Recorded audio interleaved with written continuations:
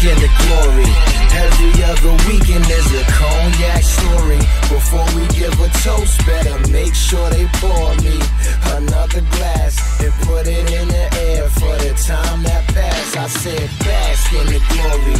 Every other weekend there's a cognac story. Before we give a toast, better make sure they pour me another glass and put it in the air for the time that passed. All right, let me count it down. So that means I got time to fucking get my fucking soundboard ready. Holy shit. Motherfucker. Ladies and gentlemen, boys and girls, welcome back. Welcome back. This is Cognac Stories. I'm Julian Meacham. Once again, I'm joined by cultural commentator, critic, activist, educator, runner-up for Dad of the Year. I didn't get it, don't worry. But my man, Zay Rivera. How you doing today, brother? How you doing? Good, man. I'm feeling that rugby right there. That short sleeve, green with the orange. Yeah, Tough. man. Tough. Yeah, I'm glad this is not a 1080p camera, because then you would see the wrinkles on this shit, because I just grabbed it out of the drawer because I had on my Asbury Park tracksuit on, right? That's my favorite shit, bro. I'm sorry, man. Shout out to Rebel Tilly. That's a dope shirt. Shout out to Rebel Tilly Clothing Company. Salute. That's my shit. I got a bunch of fucking trackers I bought from my guy. I'm probably buy some more this summer. I wear them all the fucking time. I wear them all the time in the house. Like, people think I'm like a fucking Russian mobster because all I do is wear fucking sweatsuits all day, and it's 90 fucking degrees out here. Yeah, this sweatsuit. The pandemic made sweatsuits more of a thing, man. Hell like, yeah, man. Athleisure, whatever they want to call it, bro. Like, yeah, luxury leisure. Yeah, absolutely. I'm just a thought, bro. So the same way that chicks run around here with Juicy on their butt, I run around here with Asbury Park Rebel Tilly on my shit. You know what I'm saying? Yeah. So that's what I'm doing, man. Yo, so what's up, man? How you been, man? How's your week been, brother?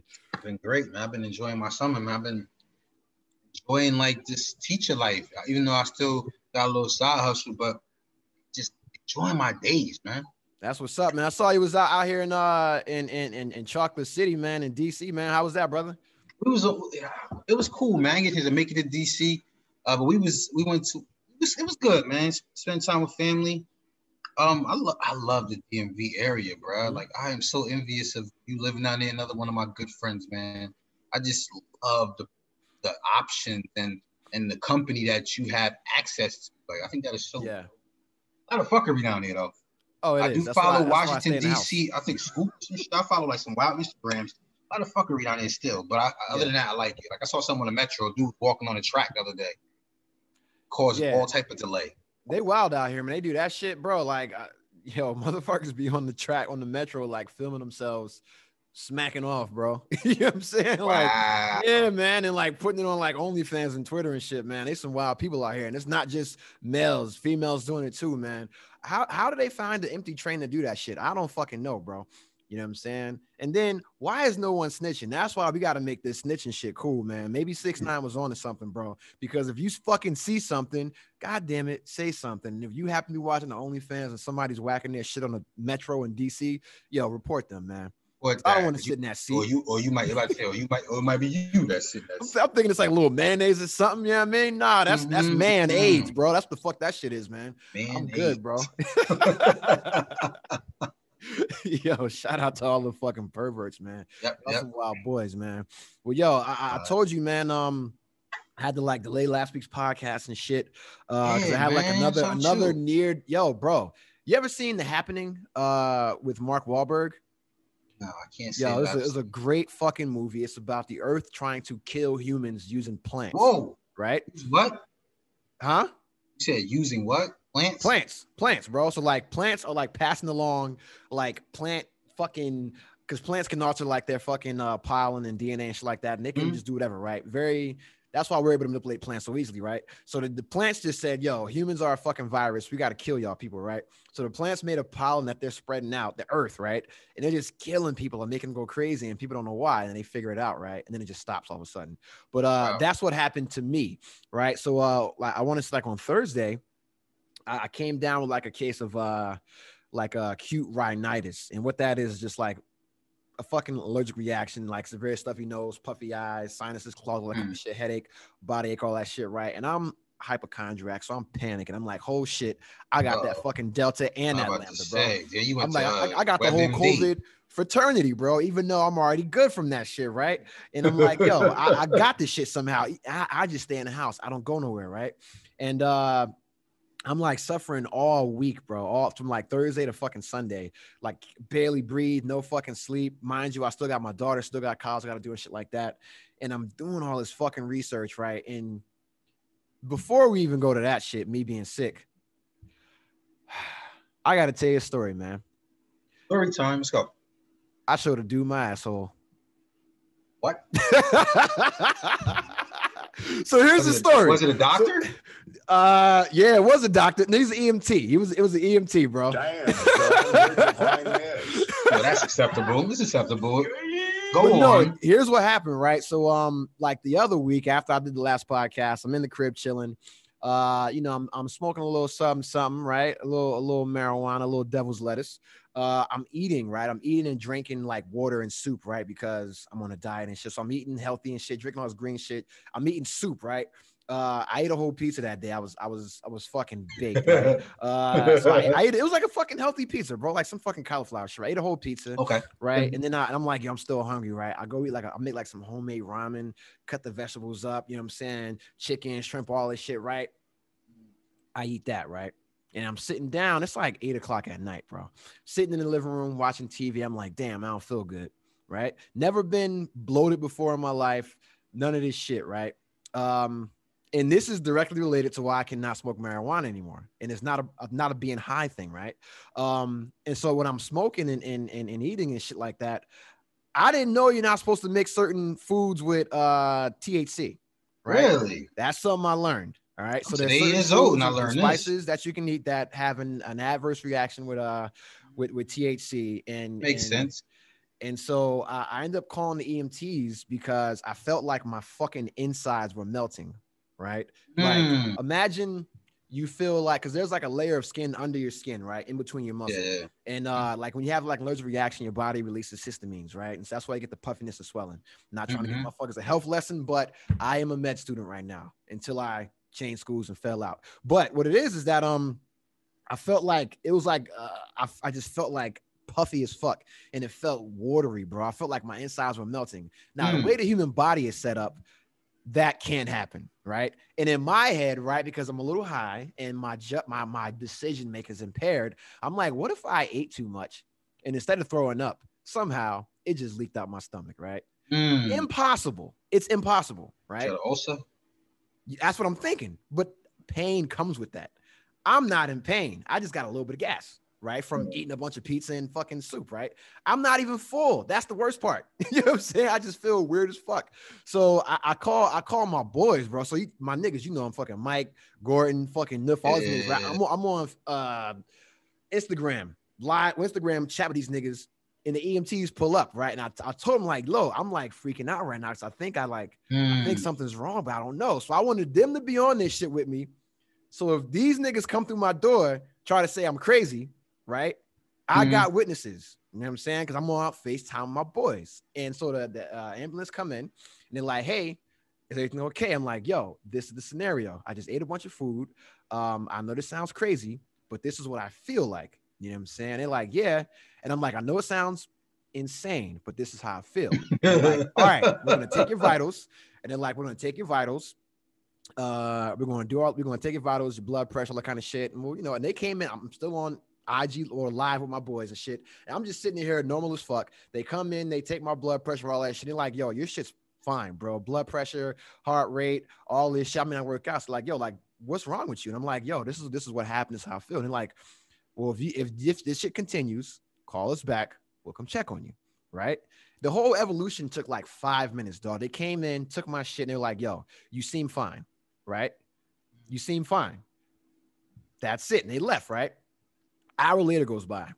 I start freaking out, right? Because the feeling comes back, except it's even more this time, right? And I go to the bathroom and I look in the mirror and I see like my skin moving. You ain't just feel like you was like, "Yo, maybe I'm ski out my mind." Like, did that cross your mind? There's a reason why I'm telling this story. This is a teachable moment, right? And so, and yeah, I did think that. Bro, I that was called under the mad fire. people to tell them about what's going on. I'm like, yo, Like, yo, I think I'm high. bugging out. I think I'm like I should be pushing the fucking a shopping cart with cans, bro. You know what I'm Sound saying? like I'm bugging the Fear fuck and out. Loathing in Las Vegas. And I'm not trying to make fun of mental health, man, but yo, I was bugging out of I'm fucking mind right there. I know what's going on. And I study this shit, right?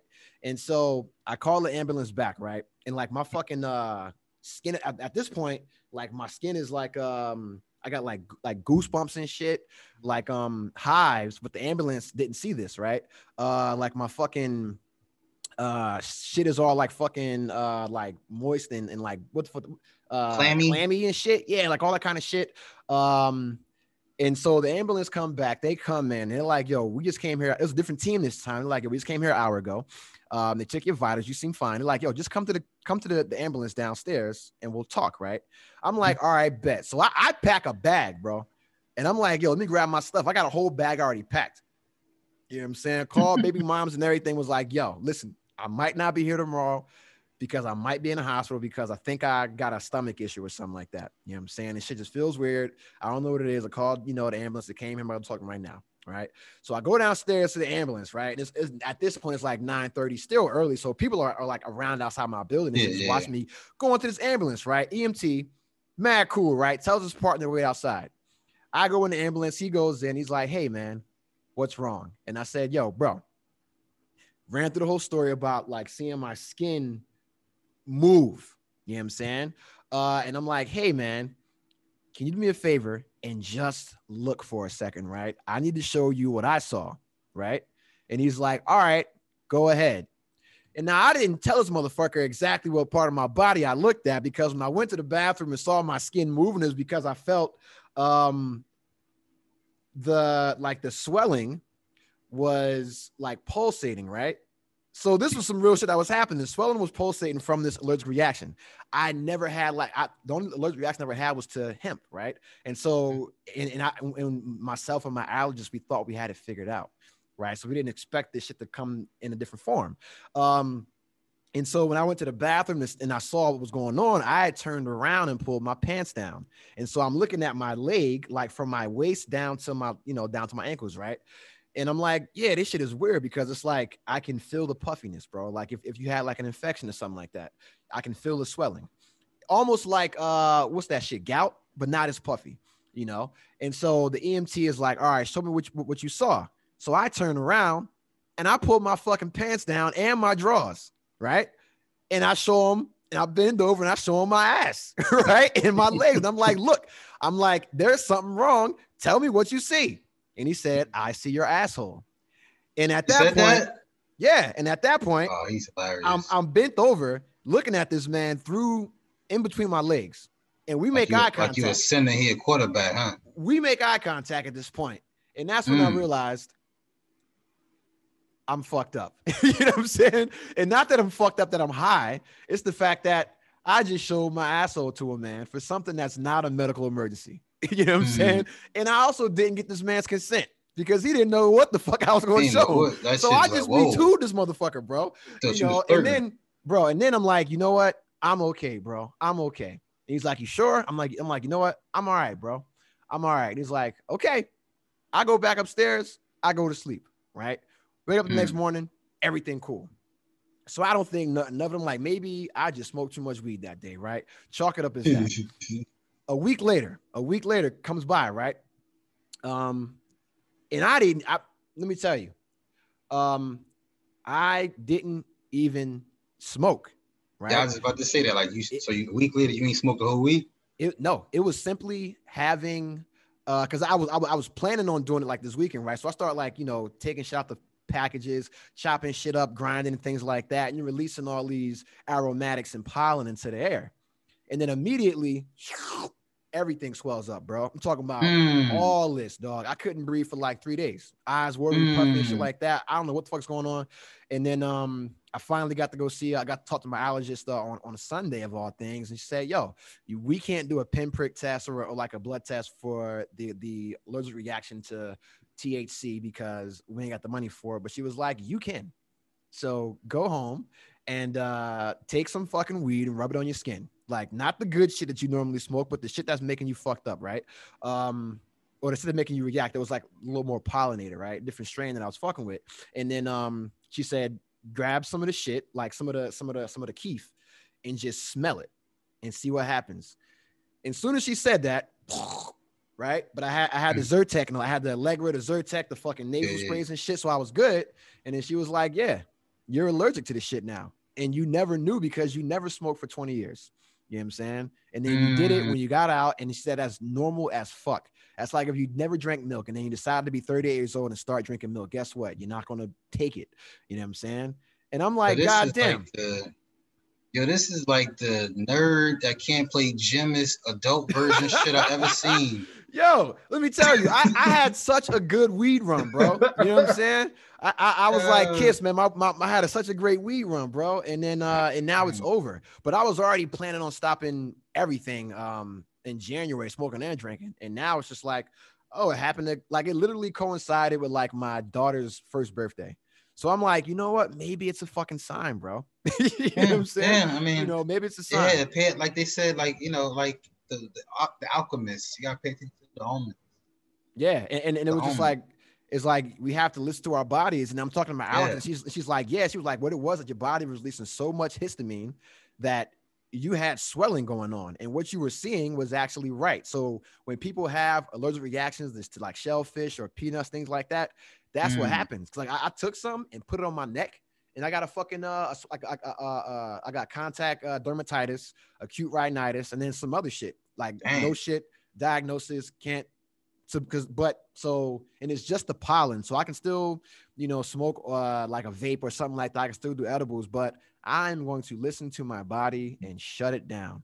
You know what I'm saying? So in the words of the fucking Ninja Turtles, you know, drugs are bad. Get a pizza. You know what I'm saying? You know, drugs are bad. Get a pizza. Yeah. It was like drug deals. Fuck that. You know what I'm saying? Like that shit was cool, but now I'm retired.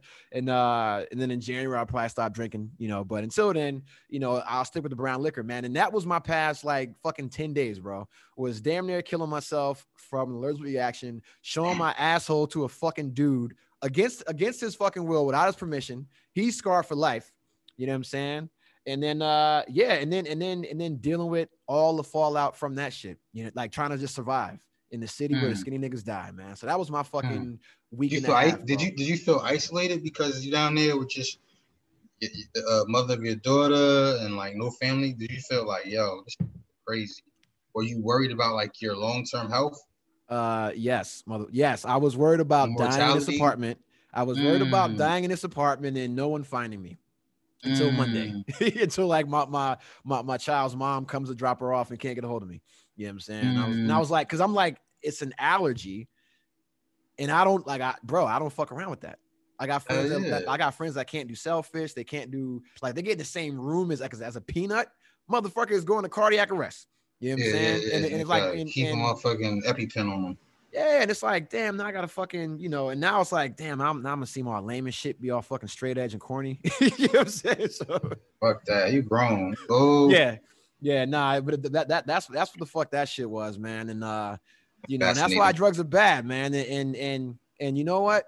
Hopefully, if people don't learn from me why you shouldn't smoke marijuana, then hopefully people need to learn from you that you take your health very serious, that you have an allergy. Hell yeah. As a black man, he said he has an allergist. That in itself, right there, it shows that, you know, not all of us are stereotypical when it comes to our health. Like when we feel our body talking to us, we seek professional advice rather than trying to tough it out. I'm pussy. I'll be the first one to say it. Anytime I got an issue, I'm called. The nurse hotline is free. You telehealth appointments, super convenient. You know what I'm saying? And I live I live 0.6 miles from like a CVS Minute Clinic, a Safeway Minute Clinic and Pharmacy, and no shit like another like urgent care place, and a mile from a hospital. That's on purpose. You know what I'm saying? Like I need to be able to straggle the fuck to the goddamn emergency room and get taken care of, man. Like I always plan where I live for things like that. I have to be near emergency services, fire department, right down. That's why they got here in like 5 minutes, bro. You know what I'm saying? So, but the real thing is, bro, I need that 911 call. You know what I'm saying? I need to get my 911. So I had to call 911, and I sounded so fucking insane on the phone. I need to get that because he was like frantic. bro, you can hear the panic. It's like being 18 and find out your girlfriend is pregnant. Nigga, if I hadn't already shit like 3 times, I would have shit my pants, bro. Like I was fucking frightened out of my life, man. And then I was like, I'm just high, But then the second day that happened, and I didn't even smoke it, I just smelled it. I just had the pollen, get in. And then the other thing is like, so I tell people this and like, oh, you're not allergic to marijuana. Okay. You know what I'm saying? Like, all right. I'm not trying to find out if I'm not. Yeah, like, okay, you know better than me. You know better than the fucking doctor. You know what I'm saying? Like, I'm not like, bro, that's the dumb shit that we do, man. But speaking of marijuana, man, we had some issues with that shit because of beloved sprinter Sha'Carri Richardson.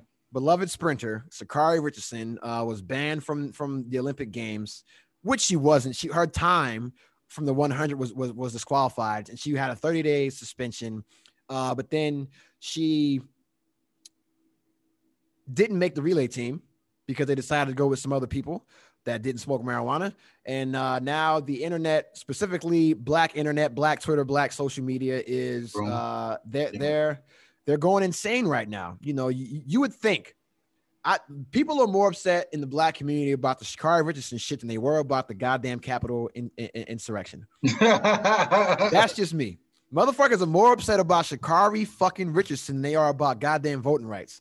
You know what I'm saying? Motherfuckers are more upset about this shit than actual police reform. They're like, oh my God, weed is not a performance enhancing drug. I'm going to pause my statement right there and I'm going to let you talk. Yeah, I felt like that Black people was just jump out the window defending her. But I seen like, because I felt like she let some of it go to her head. So I feel like her social media posts and her public appearances started to reflect that she felt like I'm the people's champ, so I can do no wrong. I'm the darling of Black Twitter right now. But some people were just saying, like, I read a lot of comments because that's the way you read the room to me. That's the way I read the room in 2021, as people say. And people were saying, won't she just go away? She broke a rule. Broke the rule. So I think when people started to come to their senses and get out their feelings, because that's what it was at the end of the day. Nobody is saying that the rule is a smart rule. We're all saying the rule is dumb, but it is a rule, right? Just like at people's job, like people work and they go like hell and back to get clean piss if they know they're getting piss tests. Like, you go your job's drug test if you know they was testing for drugs, and you feel like weed don't affect your job. So keep the same energy, man. And again, it's just the culture of us, just using the bullshit, man, and it definitely was frustrating, man. But we was inundated with so much Sha'Carri Richardson that I feel like she should have a month on that calendar of like viral moments. Like, she does. She should be the face on maybe the month of July. Yeah, what goes up comes down, like, man. Just like the girl with the Gorilla Glue was the face, and Derek Jackson was the face of a month. Like, she should be the face of the month of July. Yeah, and July is not even fucking over, man. We still got the whole Olympics or to go. June, like, she should be July or June, like, for real, because man. she controlled the news cycle for so many days. I mean, shit, Anthony Mackie, you know what I mean? The Black fucking, I'm surprised this guy, he's supposed to be a Black Captain America, and he's being very unpatriotic on national television on an ABC. Like, he was just violating. I'm glad you said that, because I watched the ESPY. I watched this little shit on the ESPY the other day. The ESPYs are on. I'm watching them right now, and that's something that I wanted to talk about, but I didn't want to start hating on Anthony Mackie because I feel like I always do that. I feel like at least once a month I have to come on here and say some slander about Anthony Mackie, and I didn't want to do that, but you fucking let us into that. Go ahead. What's Anthony Mackie. Let me lead with love. I love when you're rant. Like when you did who you went in on? You kept saying his name. Like, that was in my mind. Like, I think it was Rick Santorum, bro. Rick Santorum. Yeah. So Anthony Mackie, man. Here's the deal with Anthony Mackie, man. And Anthony Mackie, I love you, brother. I love you. I'm gonna say that right now, man. You are a phenomenal actor. I loved you in Just Mercy. I loved you in or Have Mercy, wherever the fuck it was with Jamie Foxx. Great movie. Actually, no, that was Michael B. Jordan. Fuck you, Anthony Mackie. Yeah. But I did like you in Pain and Gain, bro. I respect you, brother. I respect you, but you are way off base. Let me change that. Anthony Mackie, shut the fuck up, bro. You don't know what the fuck you are talking about when it comes to goddamn PEDs, THC, in the fucking U.S. track organization. You know what I'm saying? Because here's the thing, right? He's saying marijuana isn't a performance-enhancing drug. First off, Anthony Mackie, shut the fuck up. Talk to any bodybuilder. Talk to any professional athlete in NFL. Talk to anybody in the NBA. The reason why they want marijuana to be removed from the ban list, and the reason why it was removed from the ban list, because it is a fucking performance-enhancing drug. Here's why. Here's why, right? Sha'Carri Richardson. She's not a fucking college student. She's not a goddamn high schooler. She's a fucking professional fucking athlete who gets paid to fucking run. Your job is to be clean. All right. So as a professional athlete, and since everybody's aware of mental health, right? How many professional athletes have come out and talked about managing their mental health, right? Oh, yeah. One of the things about being a pro athlete is being able to compose yourself in those fucking moments. So if I can be flustered and just smoke some weed real quick, calm down, and go run a race, what about everybody else that is going through shit that can't fucking do that? Wow. She just lost her grandmother or something like that? Yeah. But hey, guess what? So her biological birth mom, she found out, died from a reporter. And I can empathize with that. However, I found out that my fucking uncle, my father's brother, Alan Booker, bro. I found out that he died when I was at the goddamn North Pole in 2014, right? Doing an Arctic expedition for the United States Navy. I was heartbroken, bro. I was crushed because I want to say 6 months later, I found out he had terminal cancer when I was on deployment in the fucking 7th Fleet doing missions for national security on a goddamn nuclear submarine. At one of those points, I could have went and got some weed and smoked it, but you know why I didn't? Because it's against the fucking rules and I lose my job. You know what I'm saying? So in 2013, when I found out that he had cancer, and in 2014, when I found that he died from cancer, I sat there and cried in front of grown fucking men who never saw me week before ever in my life. You know what I'm saying? For fucking days, bro. Tears, right? And still having to go out there and drive a submarine under the ice. Still having to go out there and drive a submarine in enemy fucking territory, bro. Still having to go out there and lead goddamn grown men in dangerous fucking missions. Still be able to take orders from a fucking commanding officer who don't give a fuck about what you got going on, because the mission has to get done. The job has to get done. But they understand what you're going through, because they're going through the same shit too, right? Could I have gone and smoked some weed? Yes, but guess what? You fucking can't. You know what I'm saying? I got homeboys that drive trucks. You don't think they want to smoke some weed to get some sleep and then get back on the road? But guess what? They fucking can't. You know what I'm saying? So just like you said, where the rule is the rule and your job is your job, don't fucking do it, right? But let's get back to the performance enhancing aspects of marijuana. THC helps with recovery. It helps with when you work out and you put your muscles under stress and create all those fucking micro tears, your body gets worn down, so you can't work out as hard as you normally do. Marijuana lessens those effects so you can push your body in workouts harder. That's why bodybuilders, NFL players, NBA players, and mixed martial artists who have led this charge about getting marijuana removed as a Schedule I drug from the testing requirements, they're the pioneers. They should have been fighting for this shit, not fucking Sha'Carri Richardson and anybody in the NBA, the NFL. Has been MMA fighters doing this shit since the fucking 2000s. So the other aspect, right? Marijuana, it delays your reaction time. It slows your movement. It impairs your judgment. And everybody's like, well, it wouldn't have affected her running because she'd have ran slower. Why are you fucking dumbass black people so fucking short-sighted? How many events are there in a goddamn track and field meet? More than one. What about the motherfucker throwing a javelin, throwing a discus, throwing a hammer? You know what I'm saying? The motherfucker doing a pole vault. Imagine they went smoke some weed and then smacked somebody in the fucking head with a goddamn hammer or impaled somebody with a javelin. Hey, black people, that's why marijuana got banned from track meets. Fucking idiots. This happened back in the 60s. I heard somewhere that it was also a masking agent. Is any truth to that? I didn't. Yes, because I heard that was a masking agent. Yes, because it can mix with other things that are performance enhancing drugs, and you will find the THC metabolites and not the other metabolites for things like EPO or HGH, things like that. And I'm not fucking Victor Conte. I'm not about to go on no goddamn Balco. He a real one, by the way. He need more respect for being a real one. But fuck him, he's a snitch. But he ain't snitch on Barry Bonds. He's snitching on everybody else. But there's the thing, right? So it's like there's more than just one track meet. What one track event, bro? And a person was impaled by a javelin, and that's why they said, hey, you can't smoke weed at the meets. And so marijuana, right? So they're like, oh, well, it's legal in America. It doesn't fucking matter. It's not about the legality. America. It's about the effects of the athlete, how it affects the athlete in a dangerous event. She's not the only person competing. That's why they got to make the rule for everybody. Uniform. Not just, sprinters can smoke weed, but the fucking hammer throwers can't. No. Fucking grow up, black people. You guys were just supporting her because she's unapologetically black, and they say she's too ghetto and she's too brash and she's wearing her hair, she's wearing her nails, she's this, she's that. Well, guess what? You got what you fucking asked for. Guess who didn't smoke weed? Every other goddamn athlete who you didn't support. You know what I'm saying? So guess what? You wanted somebody that was ghetto. You wanted somebody to root for that was ghetto. The same way you do Cardi B, the same way you do Megan Thee Stallion, the same way you do fucking Nicki Minaj. You wanted that shit and you fucking got it. And guess what? When you say Cardi B's goals and then Offset goes and cheats on her, right? That's still your fucking person. Stand behind her. When you say this bullshit, like this person's goals and that person's goals, that's at this low fucking standard, which we just fucking talked about, you're going to get that shit.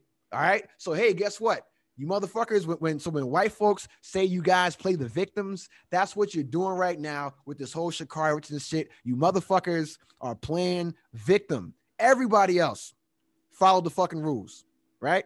And she didn't. And she said, hey, I'm human. I knew what the rule was, and I chose to not do it. Well, if you knew what the fucking rule was, I don't want to hear shit else. Ain't no fucking surprise. Shut the fuck up. Back to Anthony Mackie. You aren't funny, bro. Stop trying to be funny. You're at the ESPYs cracking mad jokes, and none of them are hitting. Nobody's laughing. I could hear the rain in the background when Anthony Mackie was telling jokes. You know what I'm saying? Anthony Mackie, I love you, brother, but you are not funny. Stick to action movies, bro. And like serious shit. The comedy, that's not your bag, bro. That's not your bag. I just forgave you for the whole Black Mirror debacle where you're on there kissing the other homeboy from fucking Luke Cage and shit. Goddamn, man. Like, come on, bro. I forgot about the episode. Yeah, man. I can't even play video games with my boys anymore because chicks I date watch that show and now they think we on here on a goddamn Oculus Rift butt fucking each other because you made it hot for us. You know what I'm saying? Doing too much, Anthony Mackie. So you did too much at the ESPYs. You did too much on Black. So is that respectability politics is what you were just talking about? That's what the woke people would call what you were talking about with Sha'Carri Richardson. So you're saying white people, I don't know what respectability politics means, but I think that's what they talk about, something that you just said about how white people calling us the victims. So you saying we should be respectful for white people? No, what I'm saying is that if you want to be taken seriously, you have to take yourself seriously. If you want to hold white people accountable, you need to hold black people accountable. All right. If you want to say, hey, that's our girl, she's the best. And then when she breaks the rule, right? You got to eat it. You got to take it. You got to just fucking it doesn't matter whether it's legal or illegal from I'm going to lock your ass up stamp. The games aren't in America. They're in Tokyo. You know what I'm saying? And every other country has the same testing rules because the World Anti-Doping Agency is who runs the drug testing. And here's the other thing, right? If you're a professional athlete and you get tested by USADA or WADA, they give you a card that tells you everything you can and cannot take. They give you a phone number because anything you put in your body, you have to disclose. Mm-hmm. So anything you take from anything over the counter, any kind of supplement, nutrient, you have to disclose it because they will test it for you to make sure you're not taking something that is contaminated because they want to protect you, right? And when it comes to marijuana, it's only banned, right, during the in-competition period. So that's like immediately 48 hours because it used to be 10 days prior to an event, right, is when you couldn't smoke, and they reduced it to 48 hours. So within 48 hours or your fucking contracted event time, you cannot smoke weed, and you can't smoke weed or you can't do any drugs for now you can smoke weed immediately after your event, right? You just can't do it 40 hours prior to. That's it. You know You know what I'm saying? After the event, you're done. But you still get tested for other drugs and shit, right? For like performance-enhancing drugs. So if you just can't not smoke weed for 48 hours prior to the event, then maybe you don't have the mental fortitude to fucking be this athlete. Maybe that's it. You don't think Tom Brady gets nerves? You know what I'm saying? Like Kevin Love just talked about this shit. Paul George talked about this shit. Everybody, you know, all these people talking about mental health, and this is what affects it, and this is how we manage it. We gotta do all this shit, right? And that's great. But I doubt Paul George is gonna smoke weed right before a fucking game. You know what I'm saying? Or anytime around, or 24 hours prior to a game, because that shit's still gonna be in your system, bro. And that's my thing, man. And Shakari Richardson, Anthony Mackie, both of y'all, take a seat. Shut the fuck up. Y'all pissing me off. Along with a lot of y'all black folks, man. That was Anthony Mackie's writers. No, that is like, man. Liberals, stop liberals run that type of shit. So that'd be the writers. What's a liberal? what is a liberal now, man? Because I hear the term liberal and conservative and all sort of bullshit, right? And I don't know, because the people that I consider liberal are not liberal. Yeah, they're like moderate or progressive. Like when I think of liberals maybe more progressive. When I think of liberals now, I think of motherfuckers out here still saying defund the police. You know what I'm saying? And that's what I think about. Oh, that's one of those people. You know what I'm saying? Because you know it's not happening. Yeah, you know, liberal, a lot of times I feel like nowadays liberal is along the lines of like just breaking these structures. These that's what I'm looking for. I'm trying to use some Twitter words and shit. Like, damn. Anyway, I'm about to say paradigms, but not paradigms. These constructs that are placed on us by previous generations that don't apply to the modern times we live in, where we're interconnected globally because of this advanced technology that we have. That's just like some Twitter shit. But I think that's what liberal people are. People that just kind of, they're like leaning so close to anarchy and unaccountability that they just literally, and this shit is a phase. I think when they get older, they'll go out of that shit. Here's the thing, right? Because what I've noticed, and I didn't want to talk about politics today, but what I've noticed, right, is that people that say, hey, I'm liberal or I'm conservative, they're insane. Because most people I know that have liberal ideas, like they have conservative beliefs. Yeah, you're a little bit of, because they see nuance. And the people that identify with being conservative or liberal, I totally agree. They're ideologues. They're just people who drink the Kool-Aid and people who just want to let like these whatever side they lean towards think for them. I think now it's like, oh man, you know how like rappers get famous and then join a gang? Yeah. That's what you motherfuckers are. Everybody out here still calling themselves a liberal or a conservative. And you know, after these last 4 or 5 years, that whole shit ain't like that partisan political ideology gets us nowhere, right? We have to meet in the middle somewhere. So to still say I'm liberal, I'm conservative, yo, you just being a fucking idiot now. What do you believe in? What do you care about? Let's work on that, right? I don't care what you identify as. That's the other thing, man. And I didn't want to talk about this shit. I feel like I already talked about this pronoun shit though, man. You know what I'm saying? Have we had the pronoun discussion yet? I don't know, but I'm here for it. Okay. I mean, I work in an environment where I have to, you know. So how do you feel about the pronouns? Very aware of it. I feel like it's just extra shit to worry about that I think that's not necessary. You know, I get it. You know what I'm saying? I get it. If people want to be like, yeah, I don't identify with femininity in its entirety. I don't identify with masculinity in its entirety. So I want to be referred to as them and they, neutral. It makes sense. However, I just feel like it's not that big of a fucking deal.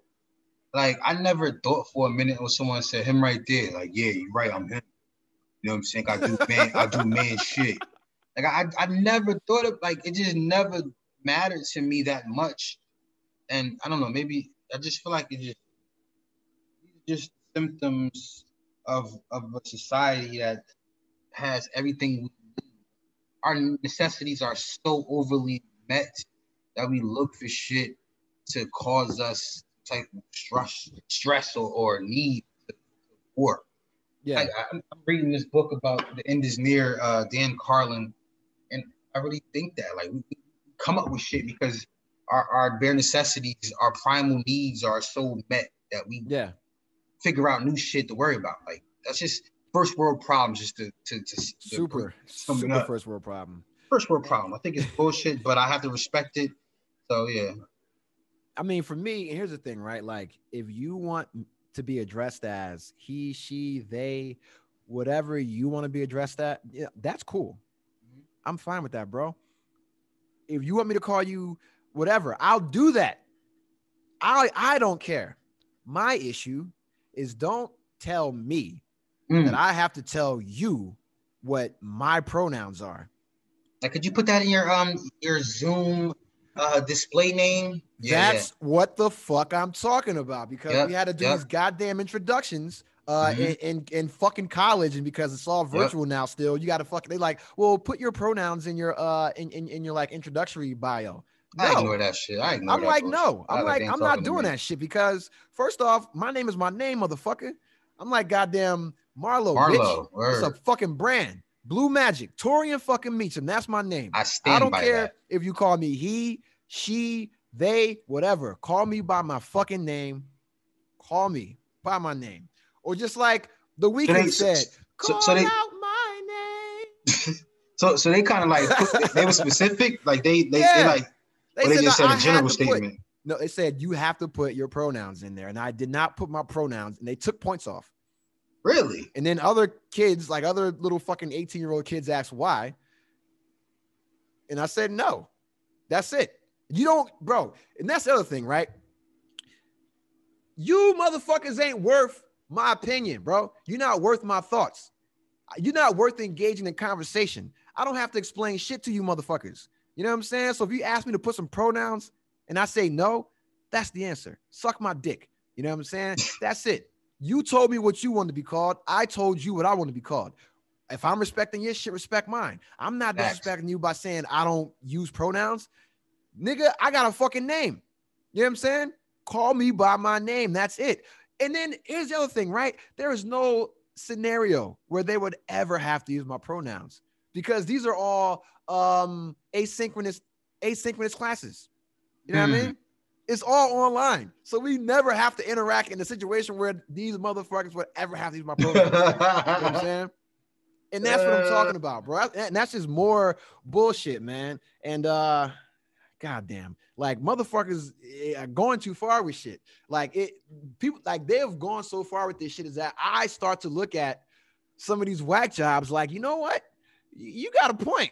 You know, I can see why you guys are fucking upset about bathroom shit. You know what I'm saying? Like, that's a joke. You know what I'm saying? But it's like, god damn, man. Like, fuck. And it's just like shit like that, bro. Like, and that's what I mean. Like with this whole, like now it's like people are still saying, I'm a liberal. I'm a conservative. Yo, you're lonely. You're like the motherfucker that was a cornball his whole life. You became a rapper. You got a bunch of money, and then you pay to be a blood. You know what I'm saying? Pay to be a fucking blood or pay to be a crip or whatever. Or you like that bitch ass motherfucker in high school. Not the cool niggas in high school that became cop, like the little bitch ass motherfucker that became a cop. Now just fucks with people. Like, that's Officer McGillicuddy to you. You're like, I just take your lunch, motherfucker. You know what I'm saying? Like, yeah, but nah, man. It's so much shit, man. So much shit. The other thing, Olympics. You got Brianna McNeil, right? And now women. I love you, women. But let me tell you something, right? Childbirth, the right to have or not have, the choice to have or not have. It's a very sensitive topic, right? Very sensitive topic. Only reason why I'm talking about it now is 2 reasons, God damn it. Now I didn't.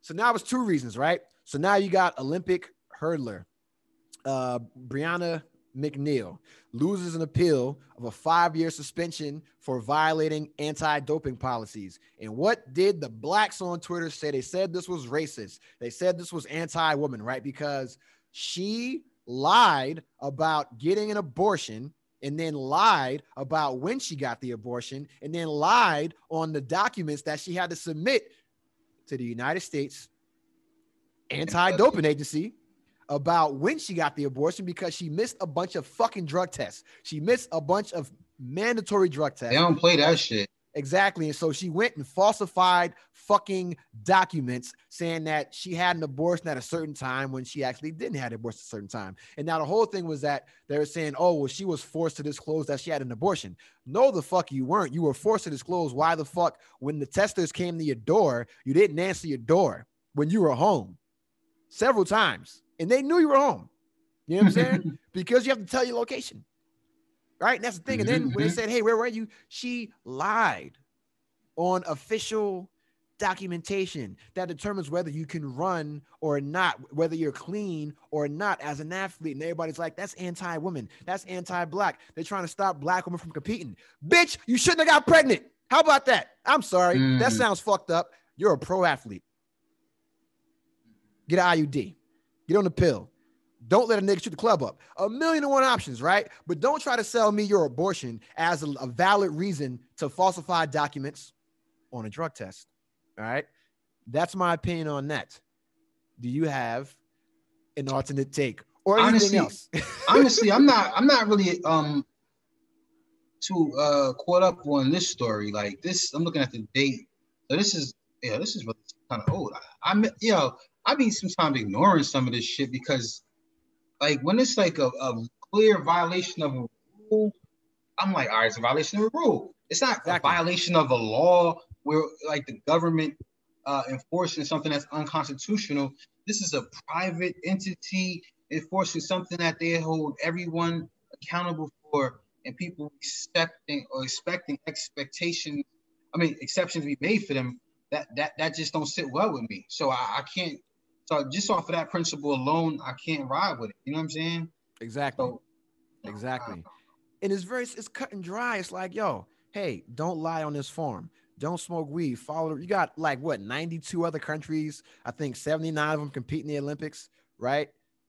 And now it's like, oh, it's anti-black, Guess what? These rules are not made for the woman that had the abortion. These rules are made for the Russians that have a fucking doping issue over there. And that's why we have all these strict ass rules now, because they just got disqualified from the last Olympics for doing this shit, and the ones previously, and the Germans back in the 80s and 90s, and the Canadians, all Eastern and European the Americans, countries, the whole Eastern bloc. Everybody was fucking doping. That's why they were smashing us back in the until the blacks got back on that track and started fucking shit up. That's what happened. You know what I'm saying? 80s came. Carl Lewis. People always saying like they. And then you look at other you got what so many Dominique other black athletes, bro. Oh my God, so many that have so many great stories. This one girl went from like working at Burger King to being in the Olympics. You know what I'm saying? You got like 17-year-old kids. You got all these great athletes doing so much dope shit, right? And you don't hear a peep, but they're making this big ass fuss about people lying and breaking rules, acting like they're entitled to something. Listen, I don't know if you motherfuckers got a stimulus check from Uncle Joe Biden, right? You got Kamala Harris in office, and you have 4 years of Trump, and you think that everything's going to be handed to you. That's not how it works, man. This is something's going to happen. There's going to be a tipping point to this, I think. I think we're past the tipping point. No, I don't think we nowhere near it because sympathy is still in our favor right now. You know what I mean? People are losing like endorsements and being shunned publicly. Who? I mean, look at all these Karens and shit, like the woman that was wild in the Short Hills Mall the other day. Oh yeah, I saw that. Ain't nothing gonna happen to her. Ain't nothing gonna happen to her, bro. I didn't want to talk about that, but I'm talking about as far as like public shame. You know what I'm saying? Like no one who got canceled, man. Cosby's out of jail. You know it's still, I mean, it's so she ain't do nothing illegal. Just like something like she need to be a social outcast. She need to be a leper. You know what I'm saying? I think we are in the point of history of doing that. But I just feel like expecting that all the time. And I always look at like this too. People like, we're 11% of the population, bro. Yeah. 11%. We are very mighty 11%, but 11%. And I just feel like it's just going to take so long for someone to feel empowered, and then they're going to just like, fuck y'all, do something about it. Yeah, nah, man, listen, bro, I'm about to go to the courthouse, take my lap in Rodriguez, man. I can't fuck with y'all niggas no more. You know what I'm saying? Like, I love black people, man, but I'm all about, I'm progressive black, for real. Yeah, man, like, we got to be moving forward, bro. Yes, I'm trying to move forward. Like, I'm trying to do something that really pays dividends. trying to get people God. and like trying to create our own shit. Like, why we constantly want their approval and then say fuck them? Like, I'm confused. Yeah, man. Here's the other thing, right? And God damn it, because I want to stay on the whole women and pregnancy shit. So since I talked about Brianna McNeil, we'll talk about Allison Felix, right? I want to say some good shit about her. She's taking care of all the child care Love her. for all the fucking mothers. All the mothers are going to the Olympics. She's taking care of the child care, right? I've never seen anything like that before. I didn't even know that there was a child care issue at the Olympics. So she opened my whole new issue now. That's Why dope. is there not child care at the Olympics? Like, And she created her own like line. Like, why we Yeah. not champion a sportswear line that she created? Because it's not exclusive. Because the white folks aren't wearing it. Okay, I'll shed it. Because the white people aren't wearing it, so the black people don't think it's worthy enough. And that's why black clothing lines don't work, because you don't wear this shit until the white folk, like FUBU blew up off white people, not the blacks. They didn't make money until the white folks started wearing it. You know what I'm saying? That's what it was. So, and you look at all, man, Allison Felix, I love you, salute you. Now I got to go to some other shit, bro. Are you, and this is the cancel shit, right? This is like, we can have this cancel conversation now, right? My man, Safari, Erica Mena, and Lil Duval. Are you familiar with what's going on with their situation right now?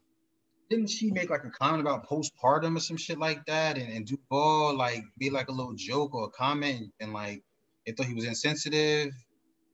I saw it, but I didn't take a deep dive into it. It was there's no deep dive need to be made, because Safari and Erica Mena, who are two people from the cast of the award-winning, critically acclaimed reality TV show Love and Hip Hop New York and Atlanta, created by Mona Scott. Yeah, like they're on this modern day minstrel show, parading around, whole bunch of coonery and buffoonery, right? But they're both online, very public with their divorce that they're having now for like the third time. They've been married a year. And so she's online blasting Safari for not seeing his newborn child because he was down celebrating his birthday in like Miami with some other reality star. And she's like, she went in labor early, so he didn't even know she went in labor. And then as soon as the baby came out, she starts blasting him. You ain't seen your baby. You down there doing this. You not like publicly on all Twitter, on Instagram, everywhere. She's probably on fucking Discord, Parlor, goddamn everything, Clubhouse, everywhere, bro, everywhere. She's there talking about Safari ain't shit. You ain't shit. You ain't shit. Right? Safari has not responded, but we all have to see this because everyone else is reposting it. And so when you put your dirty laundry in the street, somebody gonna smell it and somebody gonna tell you about it. And that person just happened to be Lil Duval, who just got off Instagram suspension. Just got off of social media on social media probation. And all he said was, hey, your postpartum is acting up. Because she's going on and on for days about how bad Safari is as a father and as a husband.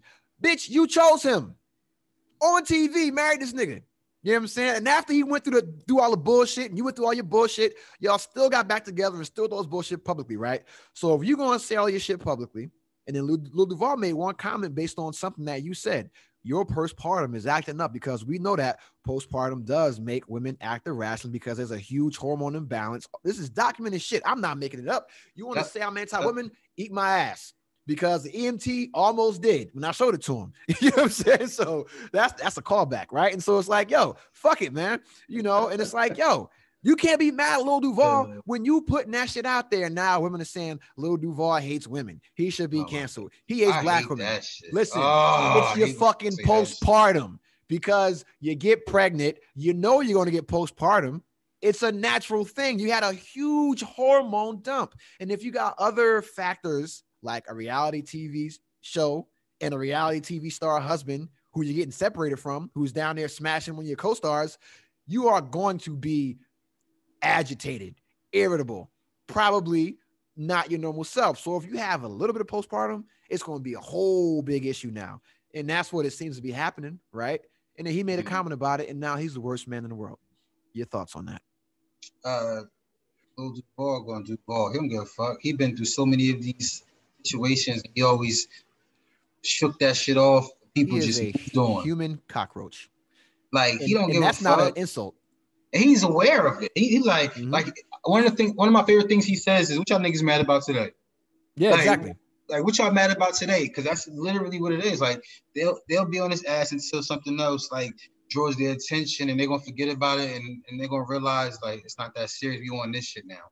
Yeah. So I mean, and like you And said, this is a comedian.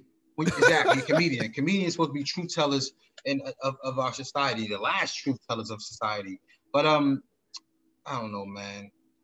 Especially about things that are hard to talk about, right? And my thing is, right, y'all so quick to want to cancel Lil Duval, right? Well, why don't y'all hold y'all girl Erica Mena accountable for her actions, for putting her shit out there with Safari, making these accusations about what he's doing and not doing, right? You're still married to him. You're not divorced yet, so you're still married to him, right? So don't get mad when somebody else has a fucking comment about this shit. Why are the women not holding her accountable, saying, And hey, you said he hasn't said anything back publicly? who, Safari? Yeah. He ain't saying shit. He been chilling. He know he can't say nothing because he knows he's wrong. So Safari ain't said shit to nobody. He's been chilling. You know what I mean? And it's like, yo, like, what can he say? Yeah, he was celebrating his birthday. His kid got born. He ain't seen the baby yet because he's beefing with his wife. You know what I mean? Oh, the damn, end. I You can't defend yourself from that. What you gonna say? You know you should have been home. I thought he was taking a high road.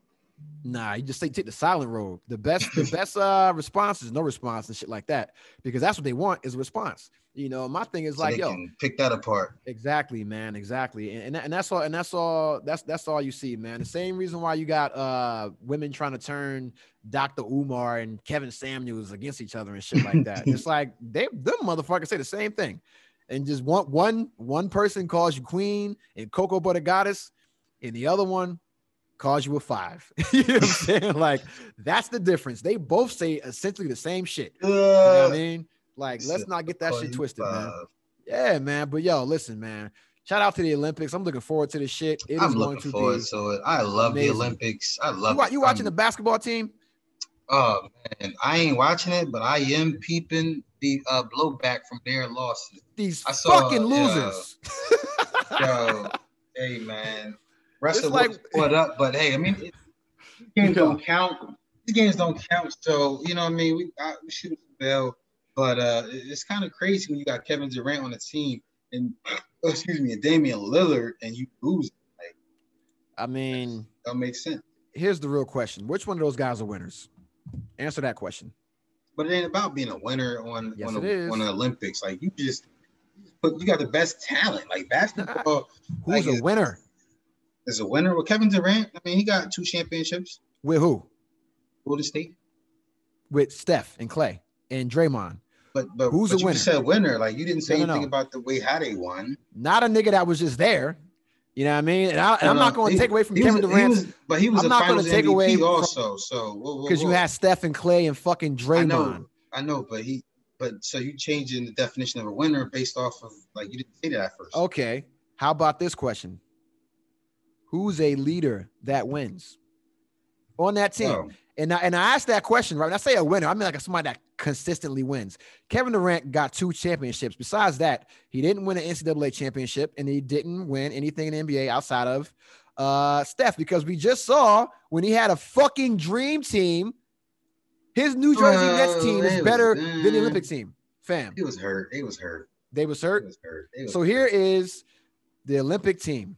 Bam Adebayo, Bradley Beal, Devin Booker, Kevin Durant, and obviously Book's not playing, right? Jerani Grant, Draymond Green, J. Rue Holiday, who's not playing, Zach LaVine, Damian Lillard, Kevin Love. I don't know why he's there. Chris Middleton is not playing, right? And Jason Tatum, because those 3 dudes are in the Olympics, right? I mean, they're in the finals. Yeah. So out of those guys, who's the team leader? Who was going to get those guys together and say, hey? I would think Damian Lillard, he has like the leadership. I mean, from optics, he looks like a leader, but I don't know. But man, this is preliminary shit. Don't count. They gonna get it together, because that'd be one of the biggest embarrassments in American sports history. Why? The rest of the world plays ball. Because they're stacked. You just say Tatum, Durant, we just Beal. ain't seen those other players. Like, bro, like this ain't the 92 Dream Team where, and we made the 92 Dream Team for a reason, because we was getting fucked up in basketball because the world caught up to us, right? And so we said, oh, we got these pros now because these college kids ain't cutting it. These college kids ain't cutting it because the college kids, the non-professionals overseas, they've been playing pro ball or pro ball level with grown ass men for years. Motherfuckers are like 20 years old in the Olympics and they got grown man experience overseas. Oh In yeah, America, kids came they came up through the AAU circuit and then go to college and they're in their first, second year and they get beat because we weren't getting the best college players. So we made Dream Team, right? Then you got Jordan, Magic, all these motherfuckers, right? Now you can have pros in the Olympics, right? And so then we dominated again. And then we had the one year where taking pictures with the Dream Team. Yeah. And then we had the 1 year, what was Dream Team 2 that was trash or Dream Team 3?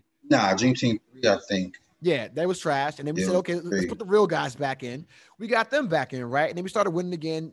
Like, if we just beat Nigeria by like 80-something points last time, bro.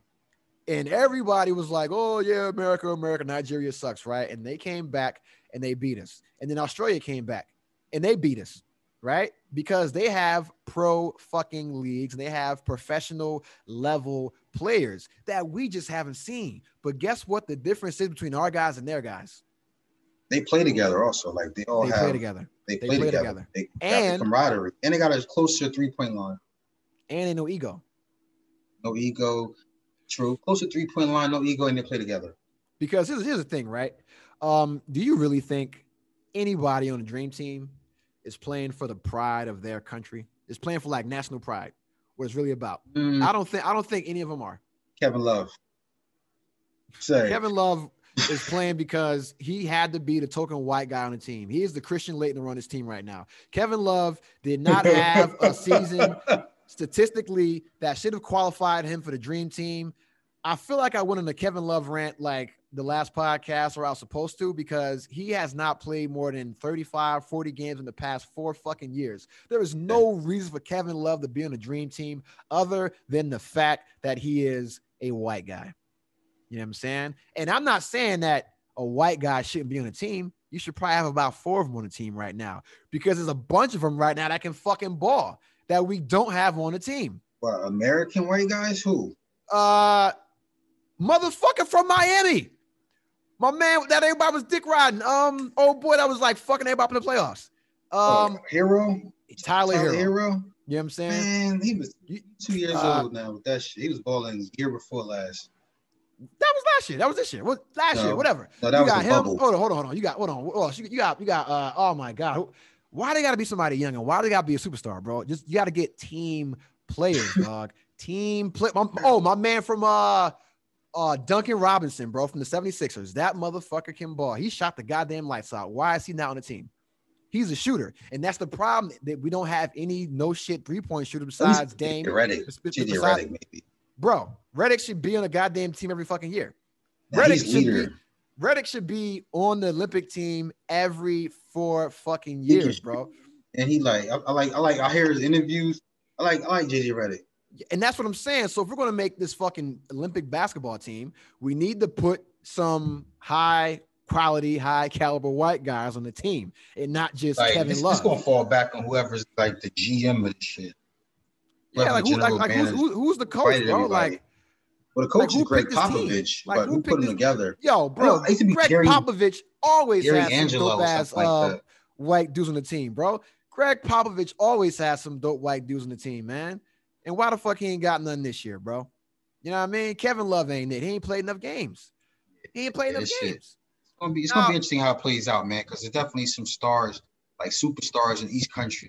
Like top country got some big time players. America ain't winning because I feel like they barely won the last Olympics. I wonder what's the odds on that. I wonder what's the odds on that. They probably ain't looking good now because you got Luka, different team, Porzingis, Giannis, all these motherfuckers that are like superstars playing on different teams with people that want to play, that want to win, that want to bust America's ass. You know what I'm saying? And I love Draymond Green, but he ain't about to score no points. He don't belong there either. I think out of anybody else, he belongs there. I mean, Because- leadership, I guess, but Yeah. what the fuck you And do? well, who else is going to play D, right? Besides Draymond and Bam Adebayo.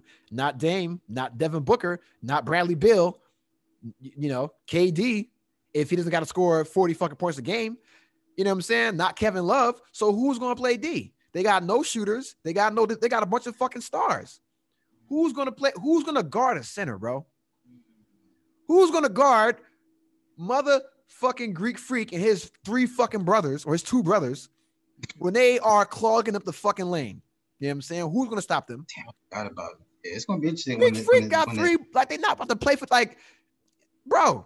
That's what I'm saying. Like you like, and I don't know if you saw the Nigerian team. Like when I think of a Nigerian athlete, I think of 2 body types, right? 2 body types. I think of like a tall, really fit dude that would fucking murder me, right? I think of like guys like Greek Freak body type motherfucker, the people we used to seeing. You know I'm thinking what I'm about saying? 2 MMA dudes. That's the other body type. Just like so you got like and what's the other guy? you got Adesanya, you got fucking Kamaru Usman, right? Yeah, You got Usman. those motherfuckers, right? So you got a bunch of fit in shape motherfuckers that have been watching us do shit. And you look at the NFL, bro. Who's busting ass in the NFL? Bunch of Africans, right? Bunch of Nigerian, bunch of foreign-born players, right? Soccer, the NBA, you got all these foreign players, bro. They've always had the physical gifts. Now it was just about getting the right coaching out there. And now you see Africa as a Right system. hotbed for all sports. That's why the NBA has a developmental league out there. That's why the UFC has a developmental league out there. MLB is going to move out there now, bro, to get a developmental league because they have the athletes. They just have to be developed. They have no AAU system. Now you got multiple pro leagues in all these countries, bro. America's about to get their ass kicked, bro. I can't wait to see it because I fucking can't stand Kevin Durant. And I love watching him lose. You know what I'm saying?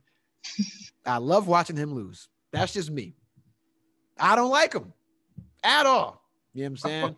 Katie, if you're listening, I love you in real life. As a person, I love you, bro. You do a bunch of great shit in the community. But the reason why I like watching you lose is because you and LeBron James are the 2 most physically gifted basketball players in the history of the NBA. And I like watching you guys lose sometimes. I love watching when KD doesn't have like, you know, Steph Curry and Klay Thompson and fucking James Harden and Kyrie Irving and Blake Griffin. I love watching KD just like rock with like regular dudes and like do KD shit. Then it's like, you got that. That's the greatest player of all time. Exaggerating, right? But I don't like seeing like super stacked teams like that. And then you trying to still say like, yo, I'm that dude. Well, not really. You got a bunch of that dudes on the team with you. So you're not that dude, right? To regular folks, you're that dude. You go somewhere else, you're that dude. But around your immediate circle, you're not that guy. You know what I'm saying? Because if you were that guy, you would have never brought these niggas around you. You know what I'm saying? That's it. You know what I mean? That's it. Old school shit is over. I mean, but that's the media. I think the media is partly responsible for this culture as well because they put championship. They just put so much weight in championships and you are a failure if you don't have them. And, you know, it kind of pressures these people to kind of up. Like, yo, it defines winning and losing. Homes, you gotta like team up with other superpowers to do it. And this the player empowerment era. That's all. Yeah, I mean, I'm glad to see that. And you know, when we all play video games, we made super teams. And I always hated that shit on video games. Exactly. I never did that. I thought that was so cheap. We hated it then. I hated when people did that. Somebody did that. I'm like, you a casual. Yeah, that's what that meant to me. And then like when you would get like a little league with your boys and they try to stack the team, you're like, yo, you fucking cheating fuck. Just pick a goddamn team. Yeah, well, try to pick the star team. That's nah. Yeah, and now that's real life. That's why I respect the fuck out of Tom Brady. You know what I'm saying? And that's why unless I see Tom Brady with a goddamn KKK robe, I will not allow any Tom Brady slander to fucking come across. I agree, but people still be finding ways to do it. That's just the nature of our society in general, right? Anyone that dominates something, people just hate that. Like he's a winner. People hate Drake, people hate Jay-Z, people hate whoever is at the top of whatever industry. Why'd you bring up Drake, bro? Why'd you bring up Drake? Hey man, because I didn't want to talk about Drake till later, man. But now we talking about it, man. Hey, you letting Drake date your mom? Let's get right into it. Damn. Are you letting Drake date your mom? Or are you fighting this nigga? You know what I mean? And I don't want to call Drake the N-word, and I don't want to use the N-word. I'm trying to stop that. Are you letting Drake date your mom or your sister, your cousin, whoever? I don't care. Yeah, mom is different. Mom is different. Do it respectfully. Can Drake date your mom? And the reason why I'm asking this, I got to give some context for the listening audience, right? So Drake is dating social media influencer model Joanna Leia, who's, dude, I don't know how she is, man, but she looks fine as shit, and I'm not mad at Drake. Bad. I'm not mad at Drake, man. Have you seen this woman? Yeah, I saw her get up at that game. I was like, who the fuck is that? And then a couple days later, they said Drake took her out. Like, I was already on it when I saw her stand up at the game. But then they said Drake took her out. I was looking like, that makes sense. So they've been dating for a while. They've been dating for a while, almost a year. Her son is Amari Bailey, who is going to UCLA as a basketball player in 2022. So next year, right? Star athlete. Apparently he plays with like Brownie or some shit. Yeah, he plays for LeBron James. He plays for Sierra Canyon High School. So this is LeBron's like fault. LeBron bringing fucking Drake around, and Drake out there looking at MILFs. You know what I'm saying? Drake, you fuck Drake, man. Why you so goddamn fucked up like that, man? Now this motherfucker got to go to high school. They like, yo, every Drake song is talking about your mom. You know what I'm saying? Anytime Drake refers to a chick or doing some savage shit, he's talking about your mom, and now you got to deal with that in school. This kid's 18 years old, like 6'7". He's tall as shit. He can whoop Drake's ass. All right. And now me being 39-year-old me, I'm fighting Drake. You date my mom, right?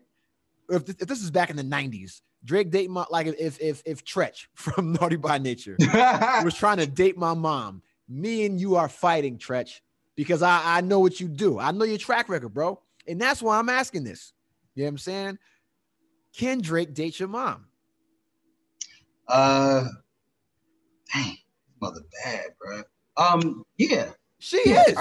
I rather Drake than Mr. Robert from around the corner that, you know what I'm saying, who might got kids that go to school with me, but he don't claim them.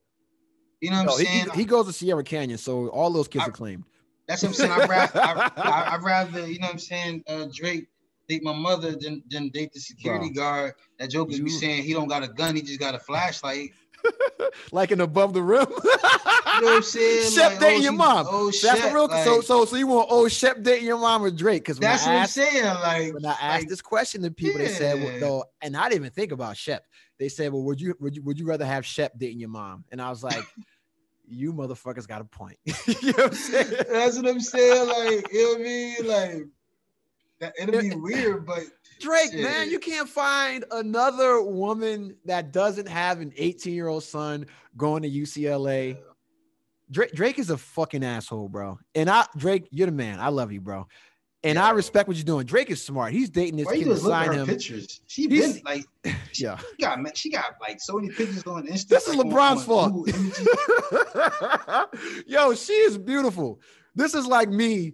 And the kid can't be mad because it's Drake, right? The coolest motherfucker on earth. Yo, listen. Drake, I salute what you're doing, brother. Drake is getting the role model for his son. This is what Drake is doing. Drake is going to get this kid who's a basketball prodigy.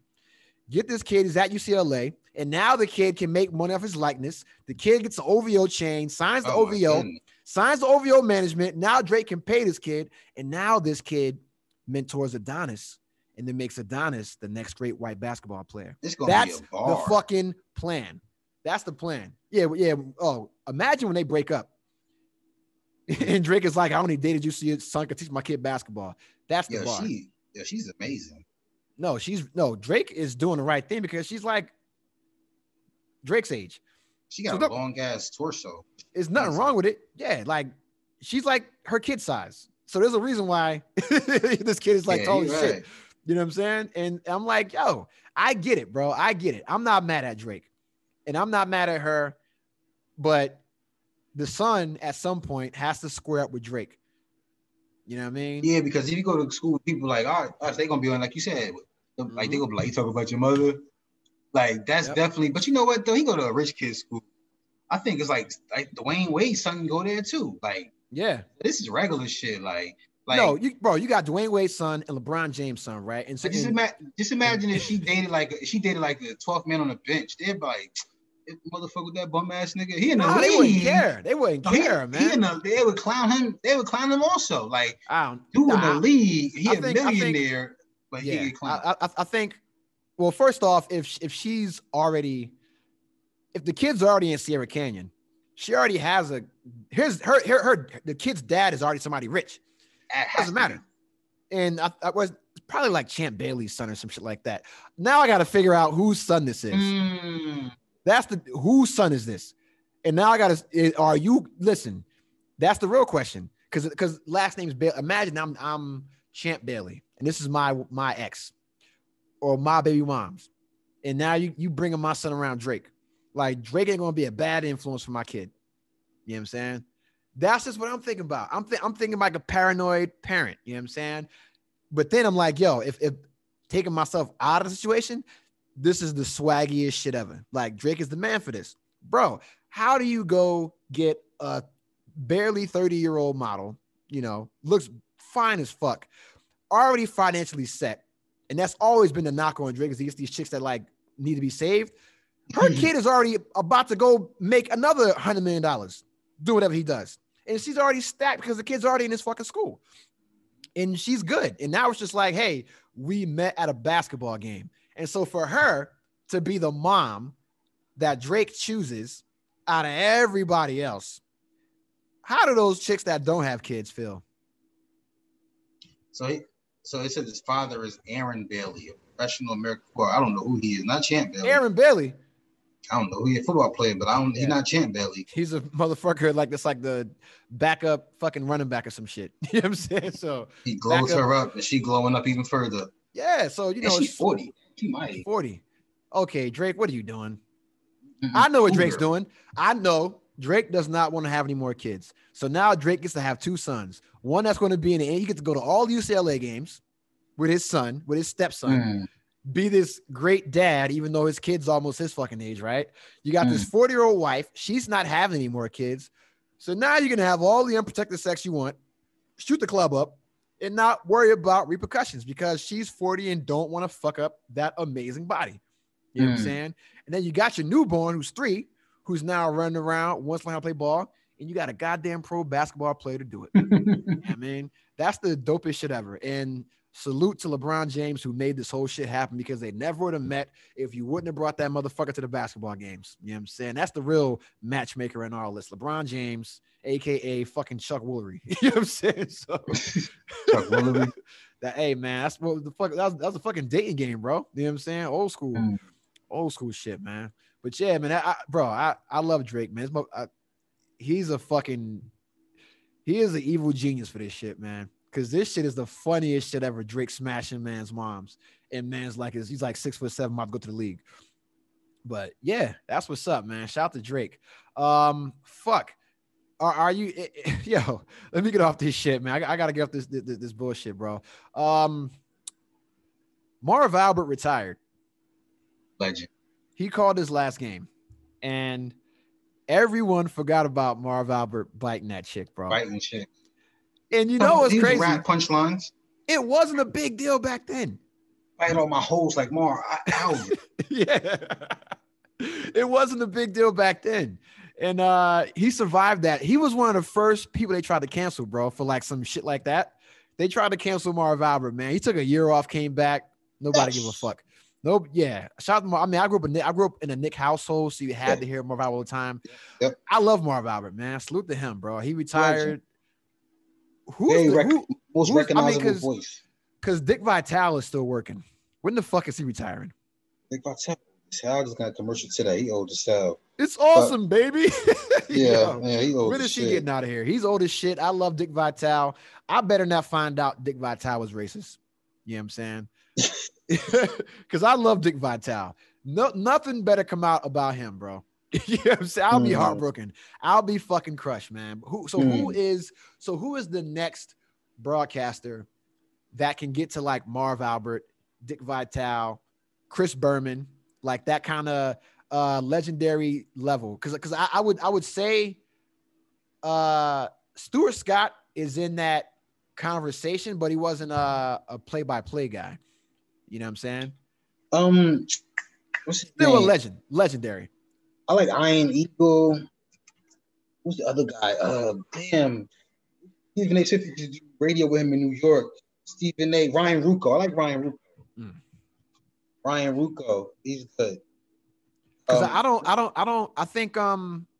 I think professional sports, the way that they've shifted from journalists to athletes being the analysts and the color commentators and play-by-play guys, I don't think that's going to be able to happen anymore. Because now, you think they're going to phase out? You think they're going to just keep people like have the people? You think they're going to have like the combination of a traditionally journalist background mixed with athlete? I think that's going to be over. I think having a guy like Marv Albert, Stuart Scott, I think that's going to go away. Was a studio guy. He wasn't like a play-by-play guy. He never was a person that sat next to. So the reason why I'm asking that is because now you see, like sports used to be it was all journalists, right? And they all had individual personalities, right? Everybody was different. Kenny Mayne was different than fucking Stuart Scott, different than Dan Patrick, different than Rich Eisen, different than Dick Shapp, different than Jeremy Shapp. Like all these different than Rich Eisen. All these guys are all different. I know all these fucking names because oh my God, I love Oberman, bro. They all had different personalities. They all were different people. It was like they were all different characters in the Marvel universe, bro. So it wasn't like they were all X-Men. They were all different ass motherfuckers, all superheroes. And now all the leagues have said, we are only going to have the X-Men do color commentary. So they're all going to get X-players, right? So just these athletes that fucking suck on the mic, except Tony Romo, right? So they're going to get all these athletes that fucking suck dick, like Paul Pierce, fucking Perkins, Steven Jackson, Chris Webber, all these fucking cornball ass, bum ass motherfuckers. But they're chasing TNT. Because TNT got a bunch of fucking wild boys. They got a bunch of they got that old magic men. that they captured in the bottle with TNT. Because Ernie Johnson is the traditional journalist, broadcaster, and he's surrounded by dynamic personalities. The leader of that cast. Absolutely. He puts the string back on the tracks. He knows how to do timing. Like he knows how to like keep talking through their antics and go into commercial break or go into the next queued up feature that they about to display. Like he does a great job of that. He's the leader. He's the Tom Brady of that team. And that's why I don't think they're going to change that. That's why I don't think that whole structure will change anytime soon. But I mean, the other thing we got to take into account, right, is that Charles Barkley was a character before he became a commentator, right? Shaq was a character before he became a commentator. So they already had this experience of just public speaking, off the cuff shit, being creative, being funny, being fucking controversial, all that kind of shit, right? And then they brought in Kenny, who we didn't know shit about, except he got some rings with the Rockets, and he was a cool dude. He could dunk, shoot threes. He was a cool. He's like, to me, he was the cool motherfucker they brought in. He wasn't a superstar. He was somebody that could play ball. He had good pedigree. NYC, North Carolina. And he is great. When he's on the fucking, when he's like doing color or play-by-play, he is great. He is great. He is amazing. He can do it. And I think, you got Shaq and Chuck for color. You will never hear them doing play-by-play, right? But you look at and now we got to go to ESPN, right? And now we got to go to journalists, commentators, Rachael fucking Nichols, right? And Carrie Champion and every other black woman that's been on ESPN and Rachael Nichols. And then, you know what? Here's the deal, right? Rachael Nichols is entitled to say whatever she wants. And if you are listening to this, you have no idea what we're talking about. Color commentator, journalist, reporter for ESPN, Rachael Nichols, who normally handles the ESPN broadcast. She was caught on Zoom saying some shit about one of her coworkers, alluding to the fact that she did not want to give her a shot at doing her job because she felt that they were only giving her this shot because ESPN was feeling pressure to put someone of color as a diversity hire to be an ESPN silent reporter. And she said this on the Zoom. So this was in the private conversation in her house, right? And that is fine. You're entitled to say that.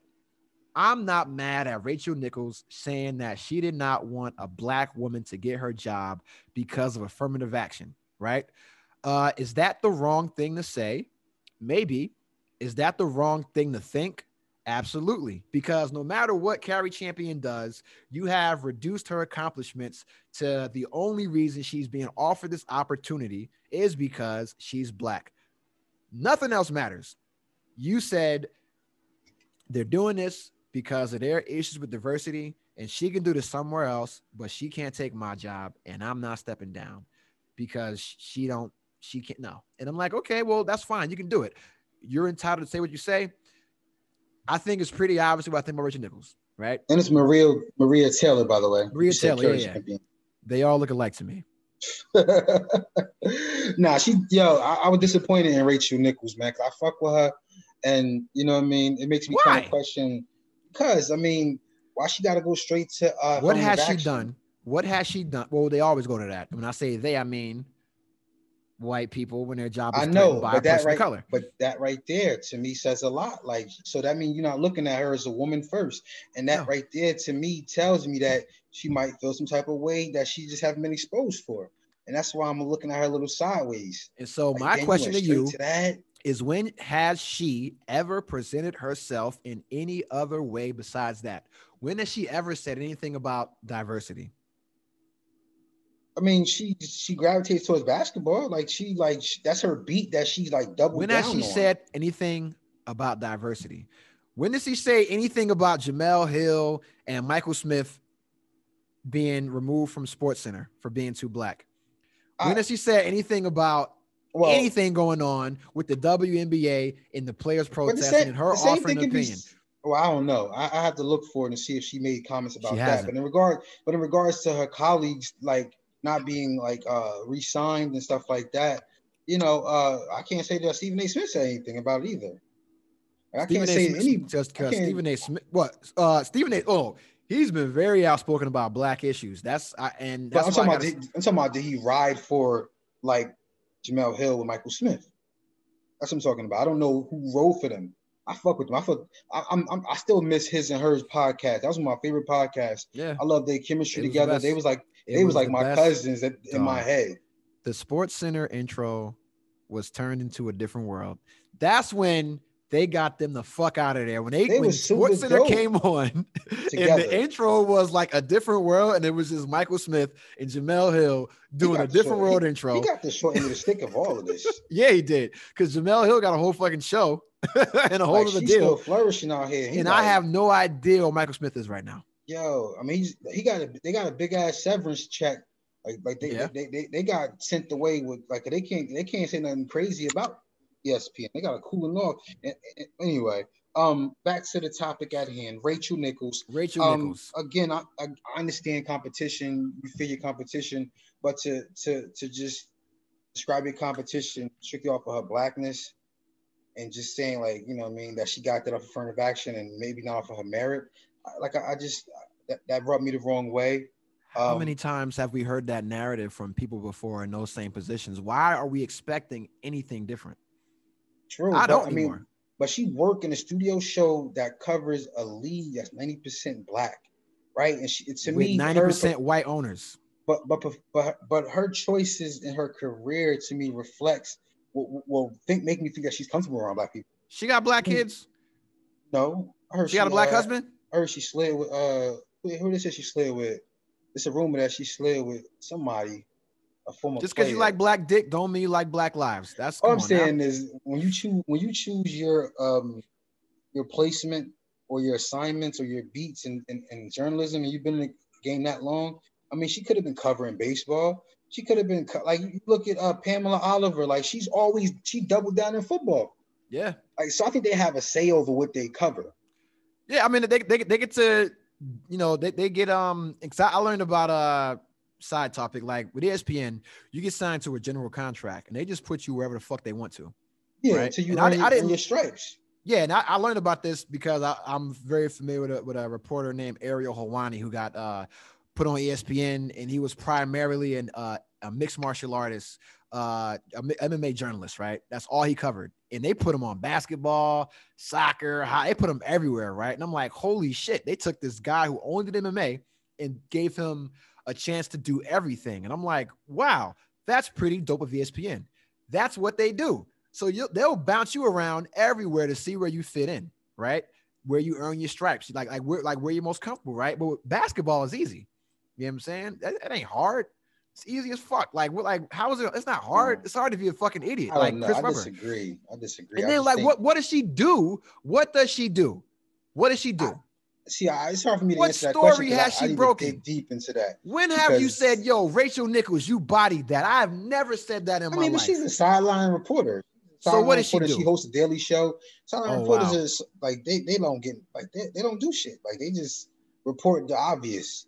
Like he said his breakfast this morning had his stomach hurting, but once he went to the bathroom, he feels much better for the game. Back to you, John. Like they say now, basic shit. And so now, right? And bro, Maria Taylor, right? I've seen her do other sports. She's good. I've seen her on Sports Center. She's good. I've seen her on podcasts and interviews and shows and doing all type of shit. She is good wherever she is, right? I can't say that about Rachael Nichols. You know what I'm saying? You know who I can say that about? And I forgot. It was the blonde girl who everyone loves. She's older. She's like everybody's aunt. No. The blonde one. She's like older. Drake tried to get at her. I hate you, Drake. What's her name? You come out she do basketball games? Yeah, she does everything. She do commentary. Let me talk about she on point. Yeah.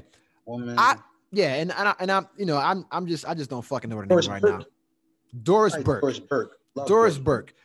I can tell you at least 10 times when Doris Burke has said something that I was like, oh shit, that was insightful. Damn near every time I watch a game, Doris Burke says some shit, or Doris Burke takes a stance against one of the other analysts or commentators and puts them in their place just off of her knowledge of the game. You know what I'm saying? I'm like, and she played the game. I'm like, she played the game. Yep, I'm like, Doris Burke is pretty fucking talented. She's good at her job wherever she goes. I can't say the same thing about Rachael Nichols, and I cannot name anything significant that she's ever done. That's not to say that she hasn't done it, but I just can't say what it is. So I'm like, well, first off, you ain't that hot.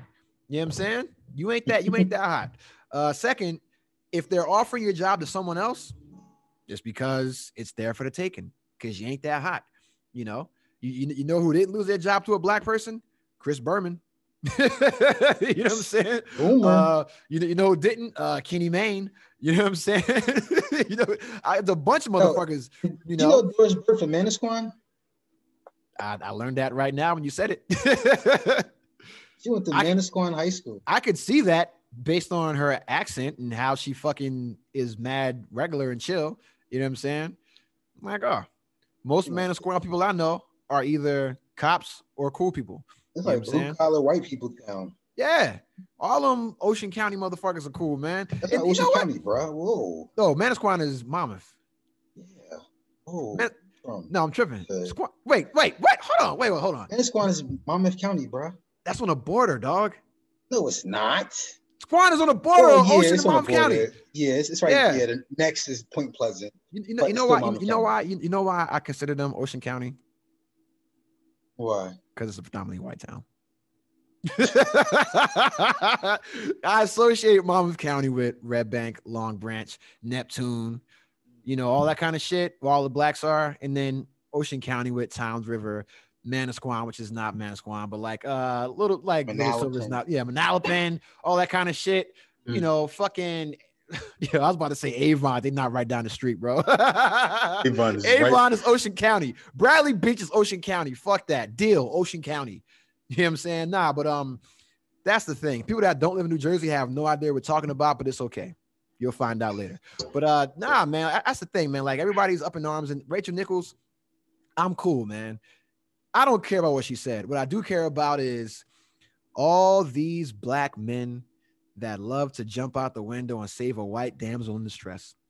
like Jalen Rose, like Steven Jackson, like Kendrick Perkins wasn't 24 fucking hours and they put that goddamn Captain Coon cape on and went to that white girl's rescue. Steven Jackson. I know it sounds racist. I know it sounds racist, but guess what? What white man went to bat for Jamel Hill or Maria Taylor? I know one white dude, Woj did. Woj said that he said that Rachael Nichols is not a team player for not letting Maria Taylor get that opportunity. You know what I'm saying? And that's what Woj said.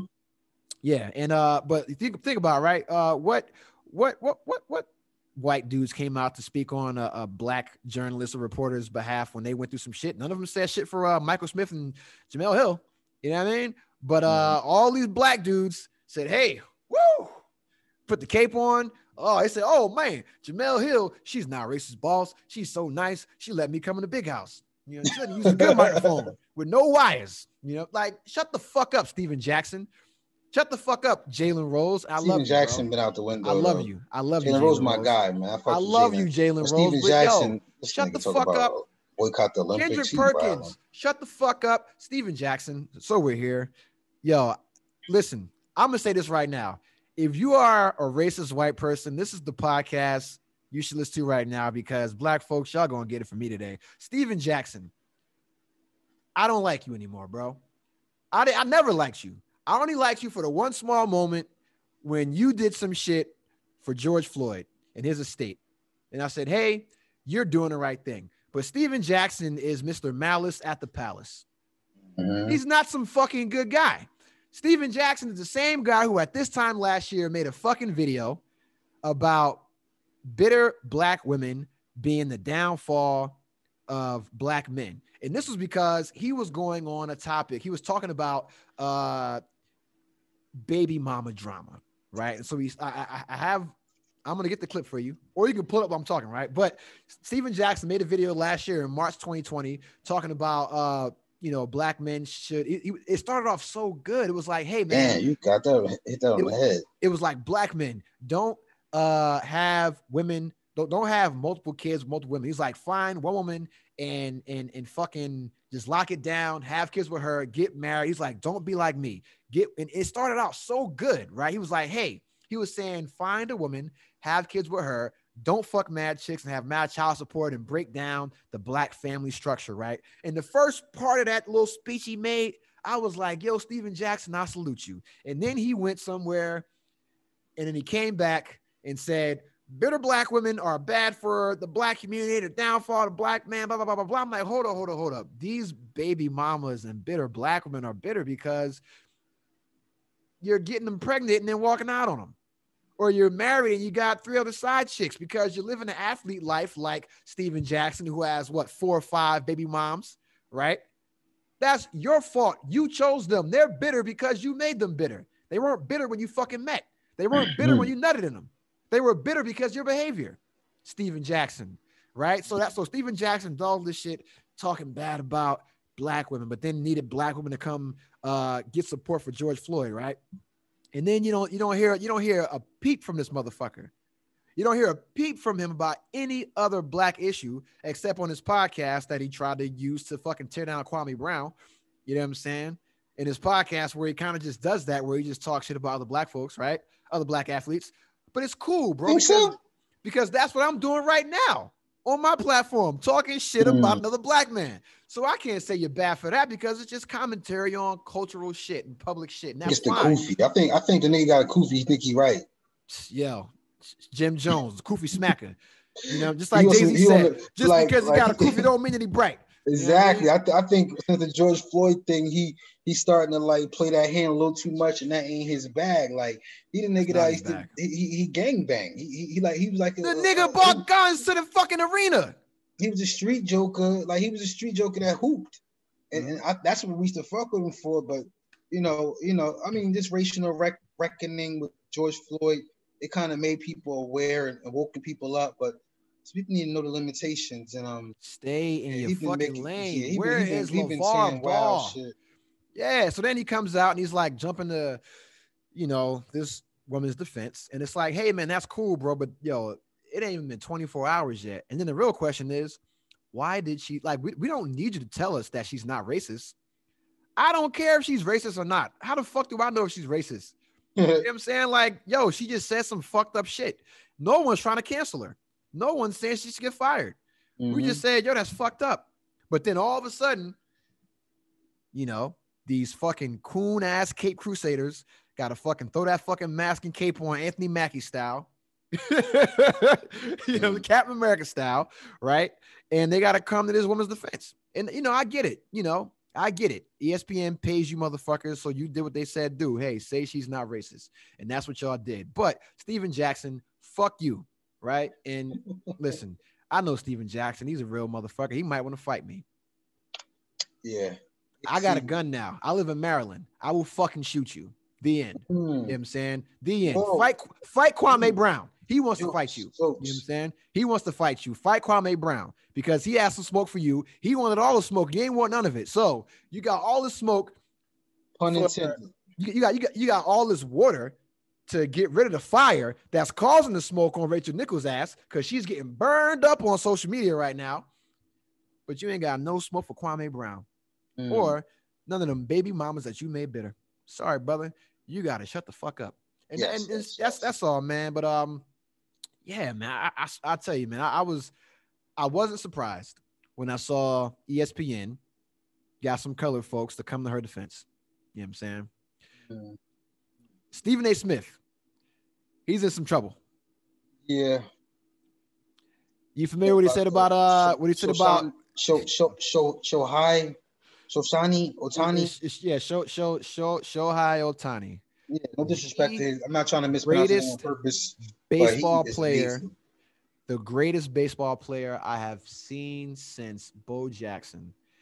He is the greatest baseball player of all time already, in my opinion, right?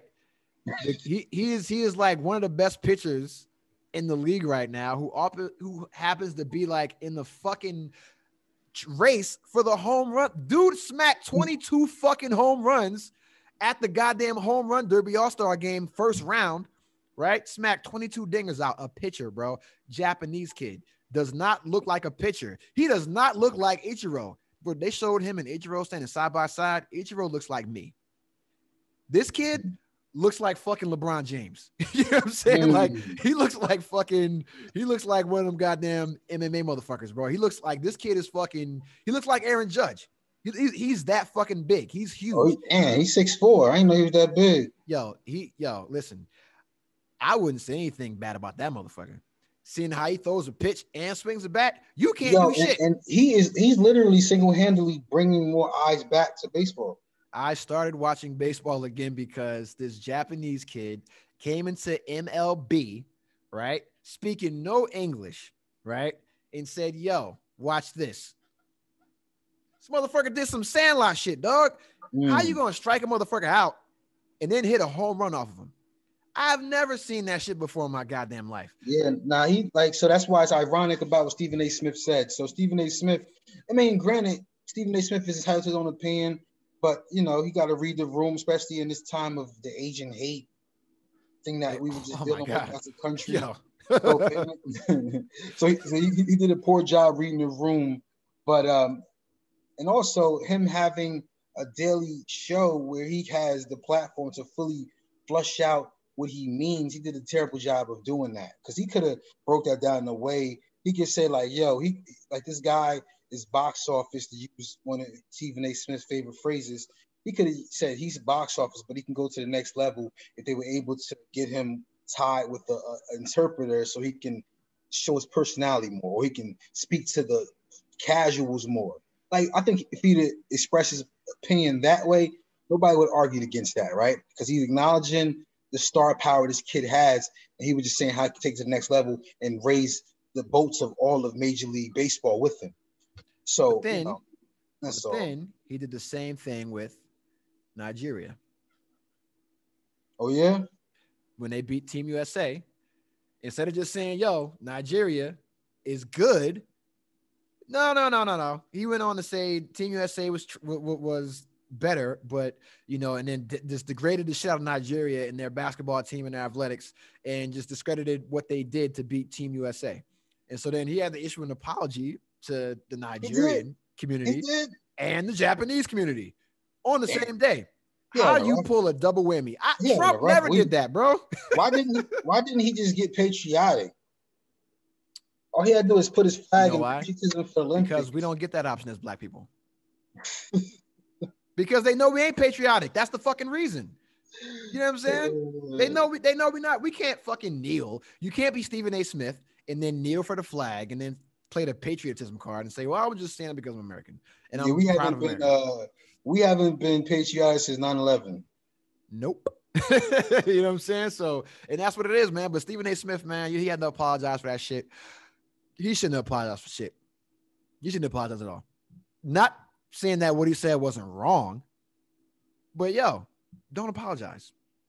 Don't stop apologizing because you're not sorry. You're not sorry. But you know, he worked for the, he worked for the Mickey Mouse company, so they probably was on his ass. I mean, like you said some shit. You didn't mean it derogatory, and you're not really sorry because if you were sorry, you'd have came out before your fucking show and said it. You'd be like, "Oh shit, my bad, I fucked up."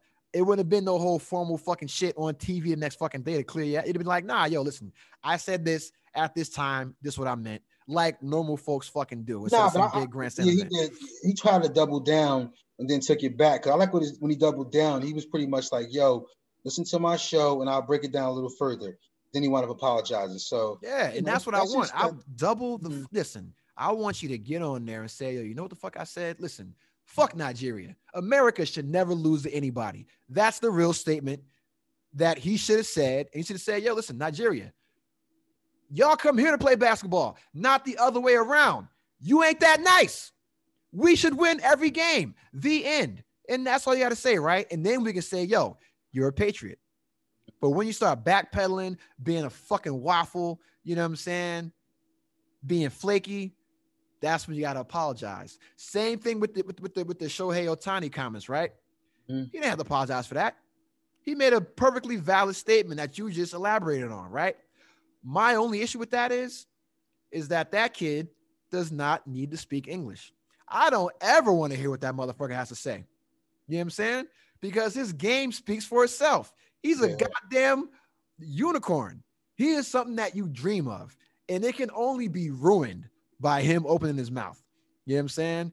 He is that good. He is so fucking good. Anything he says is going to ruin it. It's like it's why I didn't like Giannis at first, because he was trying to speak English. It's like, yo, shut up, dude. Just play ball. You're nice. I don't need to hear you talk. Like Luka, I don't ever need to hear Luka Doncic say anything. Just play ball, bro. You're nice. I don't want to hear you talk. You know what I'm saying? Like fucking Olajuwon never had to say shit. Mutombo just said no. That's it, bro. Different eras, though. You know, they want people to, you know, because it's like, bro, you got a whole big ass international market. You know what I'm saying? They don't give a fuck about English speaking people when you got the Japanese and Chinese and the entire Asian continent that we're fucking still expanding into.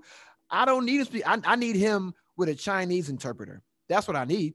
I need him out there getting more Asians interested in the games. Because when you look at, interested in the game. He could bring more people in this country into the game. That's what I'm saying. Because you look at that's the other conversation that they're not having. All the stars in the game are not America, or they're not the people that used to play America's pastime, right? Well, a few of them are, but not the super. Yeah, not a vast majority of them. We're running out of white stars in baseball. We don't have as many. You know what I'm saying? And I understand that. And I mean, I remember back in the 90s, bro. You had what? Greg Maddux. You had fucking Glavine. You had fucking Wade Boggs, fucking Don Mattingly, Nolan Ryan, Dennis Eckersley. I can name 1,000 white baseball players from the 90s and 2000s. Bro, I can't name any past 2010. I can't name anybody, bro. I can name a couple. Mike Trout. That's who I was gonna. But he's before 2010. I'm like, bro. Aaron Judge. He's not white, but they're trying to claim him. He's a half breed. Fuck it, y'all getting the racism today. I can't smoke weed, so the racism has to come out today. but white people are claiming him, and they should, because who else are they going to claim, right? And that's the thing, right? So they're losing all the white baseball stars, so you need somebody that speaks English. Too bad. You know what are white people doing now? I know what they're doing. They're fucking in MMA right now. You know what I'm saying? Because that's still there. They're in wrestling still because that's their sport. They're still running fucking track, bro. White people are still out here busting ass in sports and hockey, all that shit, bro. But the problem is that it's just not as marketable like it used to be. You know what I'm saying? But except for MMA, white people, y'all got that shit on lock, boy. I'll tell you right now. As soon as a white fighter get hot, everybody supports them, and that's how it should be. You know what I'm saying?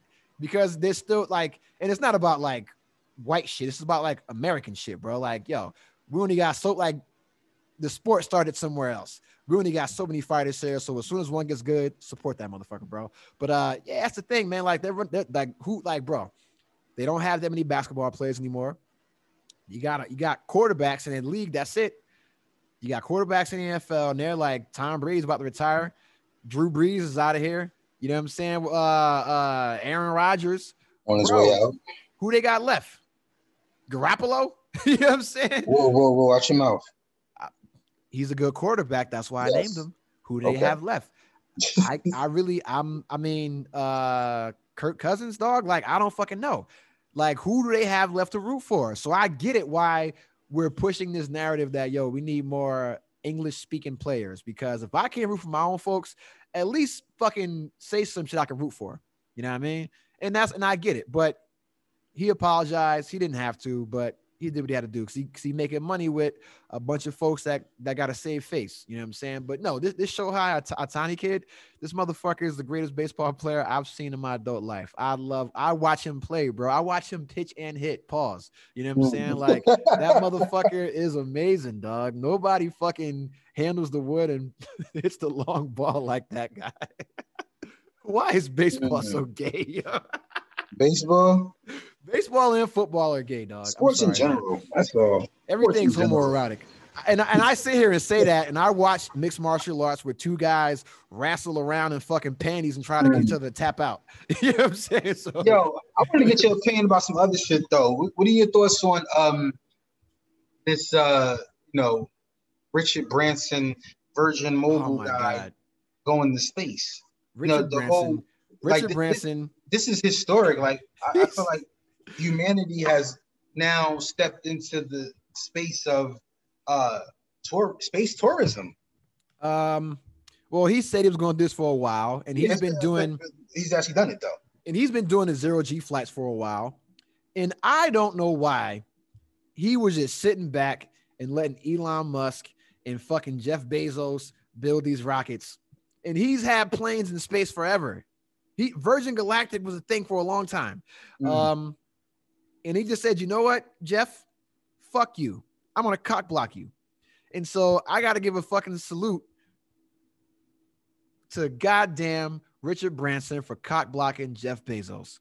You know what I'm saying? Really Jeff Bezos, he really cock blocked Elon Musk because they was making all these like SpaceX, like everything and people don't even think about Virgin Galactic, whatever it's called. They're not even on the headlines. They just been quietly tweaking their shit, getting ready, and they just been dangerous. They just been doing it.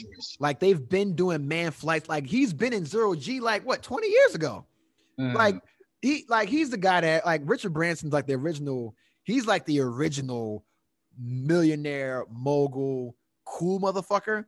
Yeah, you know what I'm saying? Because before, like billionaires were like fucking assholes, and then like I want to say it was like MTV Cribs, bro.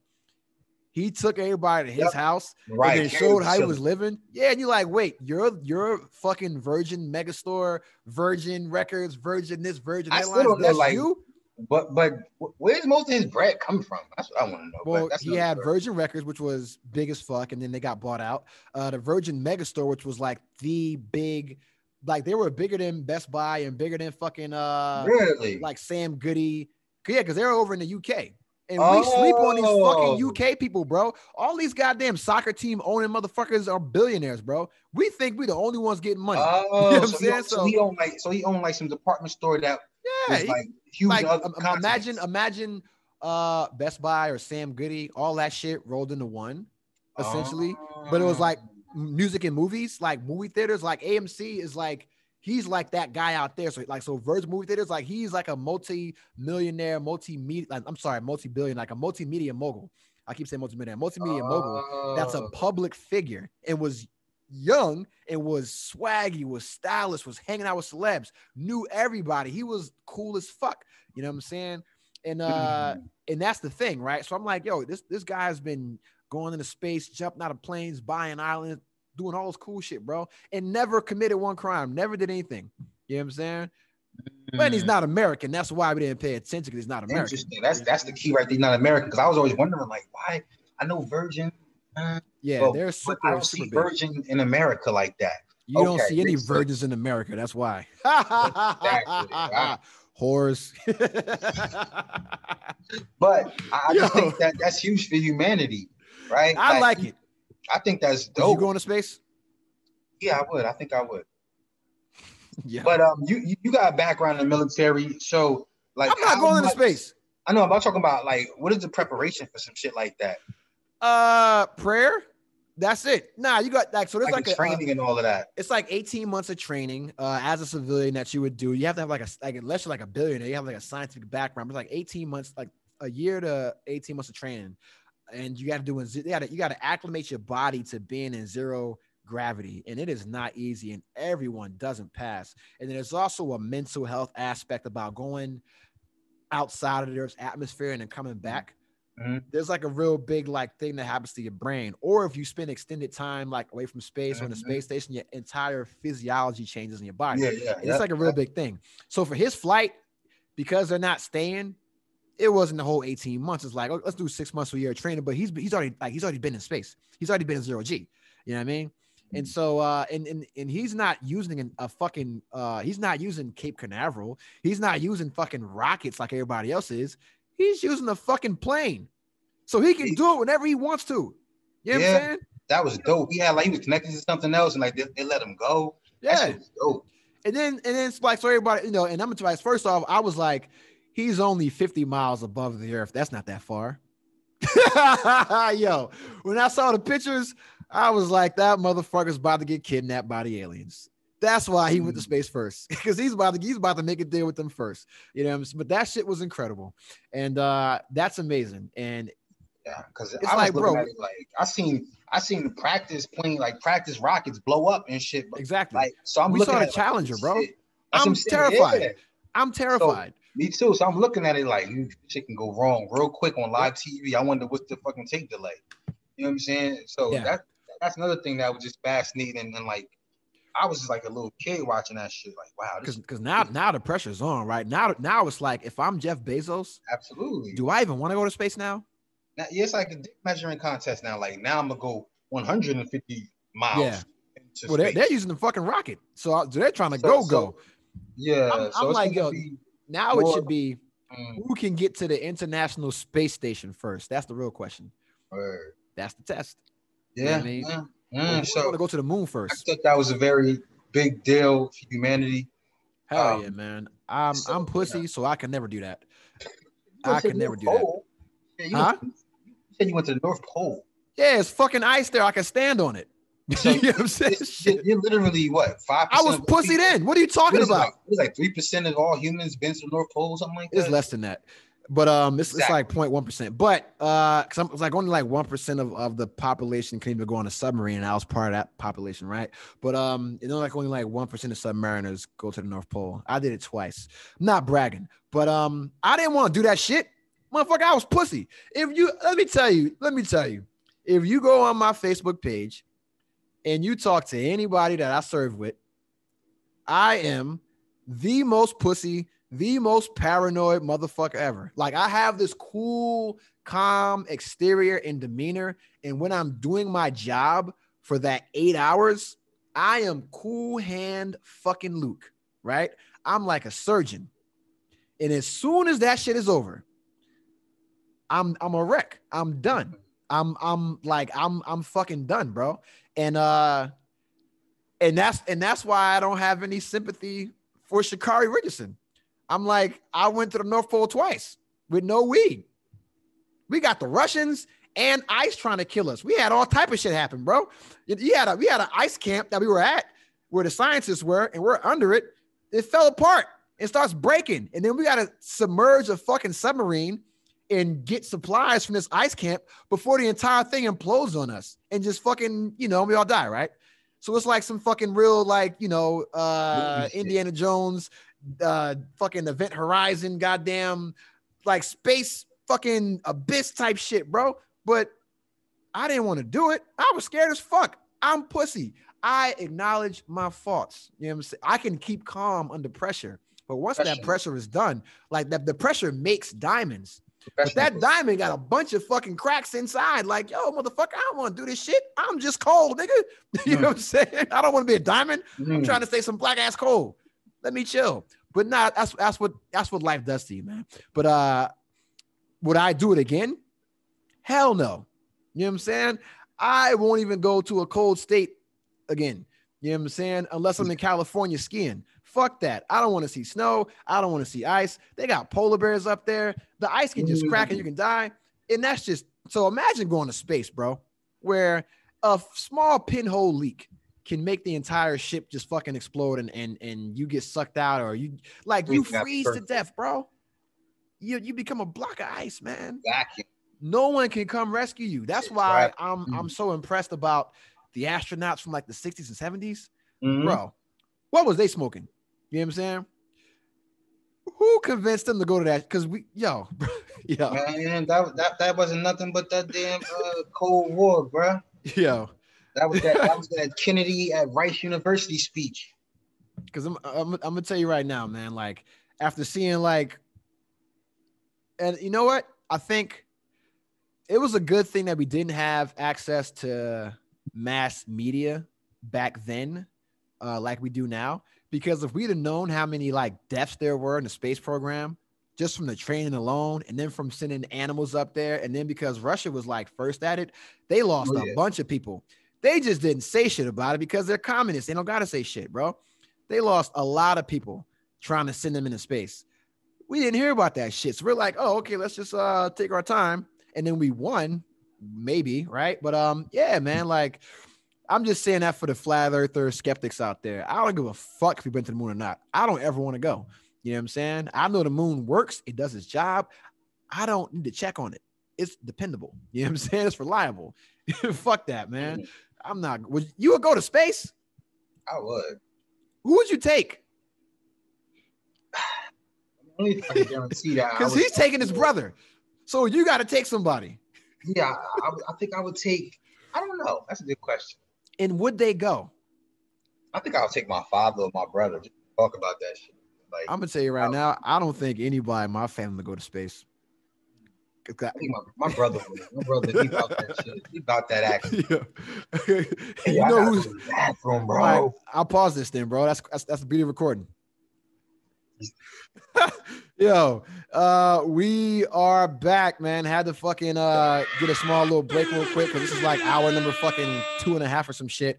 But hey, question for you. Are you caught up in all things Marvel? Yes. All right, absolutely. So we'll save Loki for the end. We'll go right to Black Widow. Black Widow, the latest Marvel blockbuster movie that is killing the box office and Disney Plus. What are your thoughts on it, brother? You say killing the box office. That's not hard to do right now. So it's like the bubble version of the NBA. Like I feel like killing the box office right now is like an asterisk, needs to go after whoever winning because all the theaters aren't open. But I liked it. I just love Scarlett Johansson. That's her name? Yes. Oh, I'm bugging. I get white women. But I can tell you it's not Scarlett Reynolds because he divorced her. But I love Scarlett Johansson. I love the origin story of Black Widow. I thought it was dope. Red Room, the whole story. You know what I mean? Even though they ain't stay 100% true to the comic books, the way the villain was, it was dope. I really enjoyed it. Yeah, it was a good action flick, man. Good action flick. But you know, I watched it in spurts though. I didn't watch it straight through. Okay. I got a short attention span. So I gotta go back and watch it straight through uninterrupted, but I enjoyed it. So And maybe because we just deal without a Marvel full-length feature for a long time. So that's why it was like kind of like if you're in a desert and you starve and somebody give you a crack, you're like, that's the best damn crack. I mean, Eddie Murphy made that joke. I mean, that's a rich. That's something. Like, oh yeah, I saw that mean? shit, man. It's a cracker, like, you know what I mean? So you starving, you famished. So maybe that's how I felt when it came to this movie. But I enjoyed it. So was it worthwhile to the Marvel canon for pushing the story forward? Like, is it worth seeing? Forward. I don't think does it link anything? Does it connect anything? Not really, unless Yella, I forget her name is, pretty much like her sister. She is. I think if she's like in the future, if she's taking her place, because they did tie it to that at the end when they try to. Can I say it? I don't want to spoil it. If you have not seen Black Widow already, fuck you. But you saw the post credits. You did see that. That's the only thing that I am willing to watch. Okay, so they try to set it up like to make it seem like, yo, this guy is the person who killed her. You know what I mean? Get with him. So you know what I mean? That's how they're gonna tie her to the Avengers. Because I mean, to Hawkeye. Yeah, because Hawkeye is the person that allegedly killed her, right? Exactly. He's the one responsible for her death. So they kind of tied that together. Like, yo, this is how we're gonna introduce you to the Avengers, and hopefully you can. Well, she's not getting introduced to the Avengers, brother, because young Avengers. She's gonna be with the Thunderbolts or Lady Hydra, because we're still trying to figure out who Julia Louis-Dreyfus, who is she really? Who is she? Is she the female hand? Is she the lady hand? Like who? Like we don't know who she is yet. She may be leading the Thunderbolts. She may be leading the hand. We don't know, right? And so I did not watch Black Widow because I can't stand Scarlett Johansson. She is the worst actress in the history of film. Really? I'm exaggerating. No, I'm just not a fan of her work. That's it. I hate the character Black Widow because it strays so far from the comics. When I heard what they were going to do with this movie, I was like, oh, I'm kind of interested because how do we want to retcon it to make it fit the MCU? Yeah. They did a lot of everything else. And I'm like, yo, you know what? I'm with it. Make the whole Red Room a multinational thing, because one of my critiques was, if it ain't no black people in this shit, I'm not watching it, right? And then people said, oh, well, there's black people in the Red Room. Yeah, it is. So there's black mind-controlled slaves. I don't want to fucking see it, all right? Those are black people, right? They were slaves. Okay. What main character was of color, right? If there's nobody in there, I'm not watching it unless it's an actual good product, right? You know what I mean? Because listen, be a good product. I don't give a fuck if it's purple people in it. I'm gonna watch it. But if it's like some shit that is gonna be like some mid, right? I'm not about to go fucking jump to go see that shit. And just like I asked you, does it move the story left to right? Really? It doesn't, because it happens in between Civil War and Endgame. It was out of place. Exactly. Happens in between. So I'm like, yo, I hated her in Civil War. I hated her in Endgame. I was glad when she fucking died because Hawkeye is way cooler, right? But the only reason for that movie was the post-credit scene, which links the Marvel TV shows to the Marvel Cinematic Universe. And that is the only reason why that movie is worth sitting through. Let me tell you why the movie is not worth sitting through. Because the Taskmaster is a fucking man. Just like Santa Claus is white. Just like Santa Claus is white, Taskmaster is a guy. His name was Troy fucking Masters. Yeah, that I was looking like, wow. But here's the thing, right? I'm all for the retcon.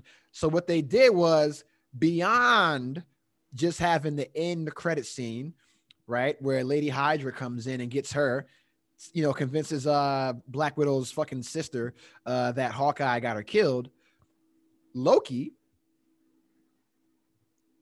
spoiler alert, Loki spoiled this movie back in Avengers Part 1. When Loki said that Black Widow had a bunch of red, when she said she had red on her ledger, because Loki was like, well, how you going to be an Avenger? You're a fucking piece of shit like me. And she was like, oh, I got a bunch of red on my ledger. I'm trying to get clear. And then Loki said, like Karolinkov's daughter. Oh, who was the Taskmaster, right? So I'm like, yo, I can appreciate that, even though it's 100% wrong, because you took something from God knows when, 2013, 2012, and you made that shit make sense now, right? And I'm like, that's all I needed, right? Because now it's like, okay, well, I'm a huge fan of Olga Kurylenko, right? I loved her in her independent movies. I loved her in Hitman. Loved her in fucking Casino Royale. That's my girl, man. I love her, man. And she was Taskmaster, right? So it's cool. It's cool, bro. I fuck with it. You know what I'm saying? And she was brainwashed as well, right? But it's like, yo, I just don't like the character of Black Widow, you know? So I'm not like, my sisters were like, hey, we'll give you, because they paid for the movie on Disney Plus, like, yo, we'll give you our login. I'm like, I'm not watching that shit out of solidarity with, you know, the real victims, the Black people in the Red Room who names are unsung. Say their names. All the Black and brown people that are trapped in the Red Room still, who aren't trapped in the Red Room anymore, right? But yeah, and that's the thing, right? So the movie itself, I'm not going to trash it. I'll watch it when it comes on regular TV, like on regular Disney. I'm not paying extra to watch this shit. But I'm glad you enjoyed it and most people enjoyed it. I just wanted you guys to see the last fucking credit scene. That's it. Because the real question is are you caught up in Loki, man? Yes, I am. Okay, you go first. What are your thoughts on where we are now and what is going to happen tomorrow? Or should I say, what is going to happen in 2 fucking hours? Nah, it don't come on at midnight. I'm checking. I don't care. Nah, come on. It come on like when the West hit. Yeah, it's like oh my God. I'm waking up to watch this shit, bro. I gotta watch it. Yeah, I gotta watch it tomorrow. I'll probably watch it. What are your thoughts, bro? Because you weren't caught up at all. No, I was caught up. From last time we talked to you, was caught the other day? I was like I think I was an episode behind. But I just love all different Loki that they put out. Oh my God, dude. Yo, it just was so clever. How they just revealed that big old cloud, like like how they just show like nobody's really dead, like, and we kind of thought that, right? When my man Owen Wilson died, I'm looking like, nah, he's too big of a star for them to kill him this early in the season. Him finna be gone. And when Loki supposedly got pruned, again, I'm a little beyond a casual, and so what's the next? What's above casual? Like, what is it like? People love this shit. Hardcore, man. You're a fucking fan, a fanatic. I'm in between because sometimes I have to go to the I go to all the recap shows to catch up and fill the gaps, man. But I just love what they doing, bro. A regular fan would not go to a recap show. So you an OG, man. I got two recap channels I go to. You read the comics. Don't sell yourself short, man. You read the comics. You know the fucking history. You know the backstory. You watch the fucking movie. Watch the shows, dog. Yeah. You an OG of this shit, man. Yeah. Shit, bro. Now, I've been following Marvel since I was a little kid, bro. Your fucking flowers, man. I even know Beta Man Ray. You know what I mean? I'm pretty sure you went to the fucking casino at the beach and bought comics just like me. I went to real motherfucker on Main Street. On Main Street and what's that? Bangs. Yep. Right across the street from the post office. You know what's so great about where I live? It was so that dope too. There's a comic book store right down the street. You know what I'm saying? So I get to go to this comic book store right down the street. It's like 0.6 miles away. So like, and I walk to my daughter's house and I go get her. I get to take her to a comic book store on the way back to my house and let her look at all that I grew up on. You know what I'm saying? So now, and she knows this shit, like she sees it. She sees it. Like, bro, I got a little baby Grogu doll, like little baby Yoda doll and shit. I'm already initiating her into this fucking nerd shit, bro. Ain't no fucking choice in this lifestyle. I'm gonna be like the LeVar Ball with this fucking nerd shit for my daughter. She's gonna be the next fucking great writer of comics. You know what I'm saying? Love it. Can I be honest with you for a second? Can I be honest with you, bro? Can I be honest? Can I be open? Yeah, go ahead. At the end of the last episode of Loki, I was in tears. I swear to God. I was in fucking tears, bro. I was in fucking tears. I was in tears, man. It's too good. Like, this shit is just too good, bro. It's about to be over too. It's too good. And then I'm thinking, because it's not about me, right? My dad is a big, my father is a big comic book fan, bro. You know what I'm saying? And I'm like, yo, I swear to God, I am so happy he gets to see this shit, dog. You get to see, like, this shit all live action. Happy and he gets to see this shit, man. I'm so happy, like, all my elders that fuck with this shit, and they had to go through all those bad Punisher movies and Spider-Man movies from the 80s and shit, and 90s. They had to go through all that bullshit, and they get to see like the good shit now. Yep. It makes me, because it's like, yo, this is something that we shared when we were kids as comics, and then putting me on, and then the movies, and then like the real shit now. And now it's like, yo, our kids are doing the same thing, bro. So literally, in my family, we got 3 generations, because like my siblings, their kids watch this shit. We watch this shit. Our parents watch this shit. And it's like, yo, this is like, what other thing does that besides sports, bro? There is nothing else in media besides comic superheroes in sports that can like link 3 generations of people, and still be current, relevant, things like that. You know what I'm saying? Excellent point. And that's what I'm saying. And I'm sitting there, I'm in tears, bro, because I'm like, yo, this is just, it's just so fucking good, and it's about to end. And then I'm like, because this is the thing, right? Ever since I had a daughter, I cry about everything, because everything is sentimental to me, right? And that's what I think about, like all the kids that like fucking have like cancer and shit that didn't get to see this shit. You know what I'm saying? Or like Stan Lee not making any more cameos after phase 4, you know what I'm saying? Or like Chadwick Boseman, because bro, when we heard, you saw the What If trailer, right? Oh my God.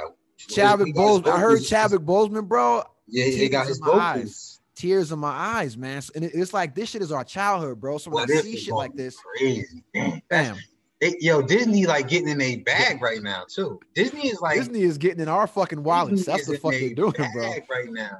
Like I was looking at like last year, like damn, they coming out soft. Like, I thought they were gonna have a huge splash just to take all of the subs from Amazon. I mean, from Netflix. Like to me, Netflix was still going up a level, and then now it's like, hold up, we got Netflix, because Netflix had the dope ass Marvel shows, and I'm like, there's no way you motherfuckers are gonna top Daredevil. I'm like, there's no way y'all gonna top Luke Cage. But that's like when you start drinking alcohol, you're drinking Mad Dog and Thunderbird and Everclear, E&J, shit like that, and then you become an adult. And then Disney Plus comes and they're like, here's this Ciroc, here's this fucking Louis XIV, here's this fucking Grand Camus, you know what I'm saying? Here's this fucking all this shit that you ain't used to, that's way above your quality level, and you don't know how to accept it. And so I'm looking at this shit, and I'm looking at, you know, how I'm just looking at the cinematography and the different the different themes, the different messaging. Like Loki, in my opinion, is a story about mental health and redemption. You know what I'm saying? Because it's about like trying to find yourself. Like we're like, because we all feel that we're sometimes predetermined, predestined to be certain things, and we fight against our nature to be something else. Like just in general, bro. Humans, the timelines. He looking at like humans aren't nice people by nature. We're not fucking, you have to learn that. Like we have to, like, we're selfish by nature. We have to learn to be selfless through being taught that by others, right? And it's like, yo, and you look at like the struggles that you go through, and you're like, yo, what if I could just do things different, man? And that's what the fuck this whole shit is about, bro. A person that has just been a fuck up their entire life across every spectrum, and then they said, you know what? I'm not going to be a fuck up, right? I'm going to try to do something right. You know what I'm saying? Because I never really believed the whole Loki redemption arc in like the normal Marvel universe, like the Avengers Endgame timeline, where it's like, okay, you guys got cool at Thor Ragnarok all of a sudden, and then, you know, like you didn't try to kill me 800 times and shit, bro. Like I'm just like, we just cool all of a sudden, you know what I'm saying? Because Odin died. But now you got this Loki before all that wild shit, before Thor: The Dark World, where he got his mom killed. You know what I'm saying? It's just he's still young. He's still kind of innocent.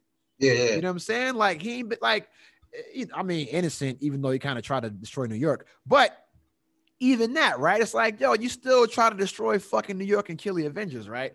But then you got the female Loki, Sylvie, who never did any of that, completely innocent, right? And then you're like, well, what the fuck, bro? You know, and then you look at the whole story. You're like, he's going through all this shit, self-discovery. And it's like, fuck, we've all been through that. We've all been in his shoes. We've all wanted a second chance. Many of us has gotten them, and we've been able to redeem ourselves in those second chance situations, you know, and just like the themes inside of the overall story is just incredible, man. And it's just like, I get emotional about good art. I can look at a picture and fucking get emotional about it. You know what I'm saying? Or read a poem or a book, shit like that. I'm pussy. I'm sorry. I'm allergic to pollen. Only one piece of art that made me get emotional. Yeah, only it's funny you say that because at first I think that was ridiculous for people to get that emotional over art, whether it's visual, film, or music. But until I heard at my friend's wedding these 3 words. Oh my God. Wonder. That's oh my God. Bro, that song. I'm about to cry right now, man. Bro, that song had me in tears riding down the street with my daughter in the car. Like I reached back to hold her hand. Like, so that song right there made me change my opinion on how art can truly like really touch your emotions. Music, Soul Child, Love. Long as your love don't change. Yep, Love. That is my shit. Yo, bro, Cats in the Cradle. That's one of my favorite songs. Cats in the Cradle when the silver spoon. I cry every time I hear that shit, man. Because it's about a father not taking time for his son, and his son's old and the father about to die, and they ain't got time to rekindle that relationship. And it's like, yo, we've all been through that, bro. I cry when I watch Any Given Sunday. When I watch Juice, I cry every fucking time, bro. Like I'm Bronx Tale. I'm soft. I'm allergic to fucking marijuana. I cry that Toy Story 3, bro. I'm wild pussy. Like I'm not on here to be tough. I'm not on here to be tough. I wear a lot of pink. You know what I'm saying? Like I'm soft as fuck. I just do tough shit sometimes. You know what I'm saying? But yeah, and then here's the thing, right? And you know, Loki, amazing show. What's going to happen? Predictions. Oh man, which are going to be all wrong when this podcast is published. Yo, it's crazy because everybody just swore they knew how WandaVision was going to play out, right? Oh, that fucked me all up, man. Like everyone just thought how that's going to play out, but I mean, we all at least know that King the Conqueror is coming, and he dealt with time. I mean, so, but it seemed like it's. I really don't. I think it's too obvious. I think it's too obvious. But like, who is the time authority? Who created this shit? Like, where are they on the timeline? Like, when they got pruned, like, are they even on the timeline? Like, yeah, like random shit just dropping there from all over the. Like, this shit is just crazy. Bro, did you see Thor in the fucking jar? Yeah, the fourth Thor. There's too much shit, man. Like, like too much shit. Too much shit. We can spend a whole hour on this shit, man. Like, it was a helicopter that was. What was the helicopter? The Thanos copter, and that's because back in the 80s and 90s, they used to make those shitty ass little X-Men toys and Marvel toys. They had a no shit Thanos copter that was sort of like Walgreens or something like that, and it was horrible. And it was a Thanos copter. They made a reference to it in Avengers Endgame, and he spun his fucking helicopter blade, and then came back with the actual fucking toy helicopter in the shit. That's the shit that shouldn't have been on the timeline. It should have got destroyed. So it's layers to the shit. So it's really like Wizard of Oz type shit. Like that's the other thing. It's like the Wizard of fucking Oz. Pulling back the curtain. Like, you think this the Wiz, and that's not the Wiz. So honestly, I don't know, bro. Like I'm sad because it's like one episode left. Yo. That's how this shit is crazy, bro. I'm sad. This shit is crazy, bro. It's like I want to make a prediction and say this is what's going to happen, or I think this person's in charge. The only thing I'm going to say is that there will be no Kang the Conqueror reveal. You don't think so? At all? No, because we expect that, just like we expected Mephisto and WandaVision. You know what I'm saying? The only thing that will be revealed is that the TVA is inside the quantum realm. And you know what? Oh, God, I have a theory about who created the TVA. Ooh. I think I have a theory. I think it was Hank Pym's wife when she was stuck in the quantum realm for that long-ass period of time.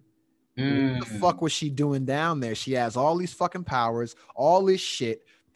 They aren't on the timeline. They are 100% in the quantum realm, guaranteed. Timeline. They're immune to the timeline. Yes, and that's why it doesn't affect them. And that we learned that from Ant-Man, right? That you can exist in the quantum realm for a long ass period of time. And then the fucking helmet from Wasp, that's there because that motherfucker went to the quantum realm and his dumb ass kept shrinking down. Mm-hmm. And they said, "Yo, you don't belong here." You know what I'm saying?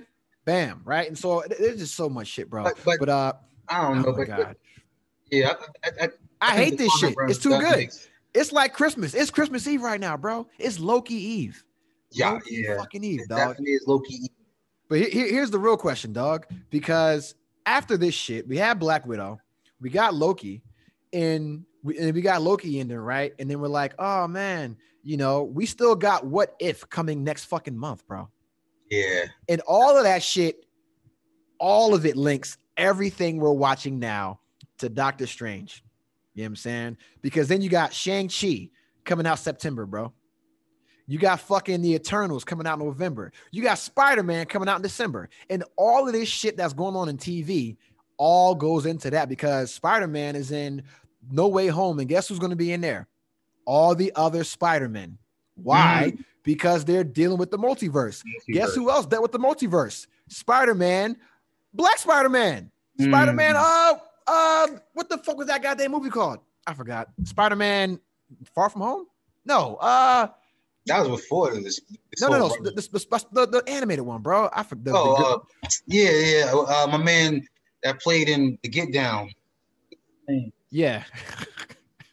I was about to say Lakeith Stanfield, bro. They all look alike to me, but no, I know what you're talking about, man. He's a cool dude too. Yes. Also. And so, he was good and dope. And so you got that. You got all. You still got more TV shows. You got fucking, and all this shit links into Doc Strange, which is the Spider-Man into the Spider-Man into the multiverse. What is Spider-Man in the multiverse? Spider-Man in the. It might. I think it was. Spider-Man, but they had. Yeah, but they've already said that is official Marvel Cinematic Universe canon. Into the Spider-Verse. That's what it is. Yeah, into the Spider-Verse. So, and that's what I'm saying. So that is official Marvel canon, right? And so they're saying, hey, there's a multiverse. You motherfuckers can access it. And that was them opening up Pandora's box, right? Because that was an official MCU movie. People don't understand that. That was an official MCU movie, and that was no shit. And now we've already seen that that Venom is going to be in the fucking multiverse. You know who else just revealed they're in the MCU today? Today. Deadpool. Oh yeah, I saw that with my man from Thor Ragnarok. Yeah. Yeah. And so now what was his name? Core or something like that. So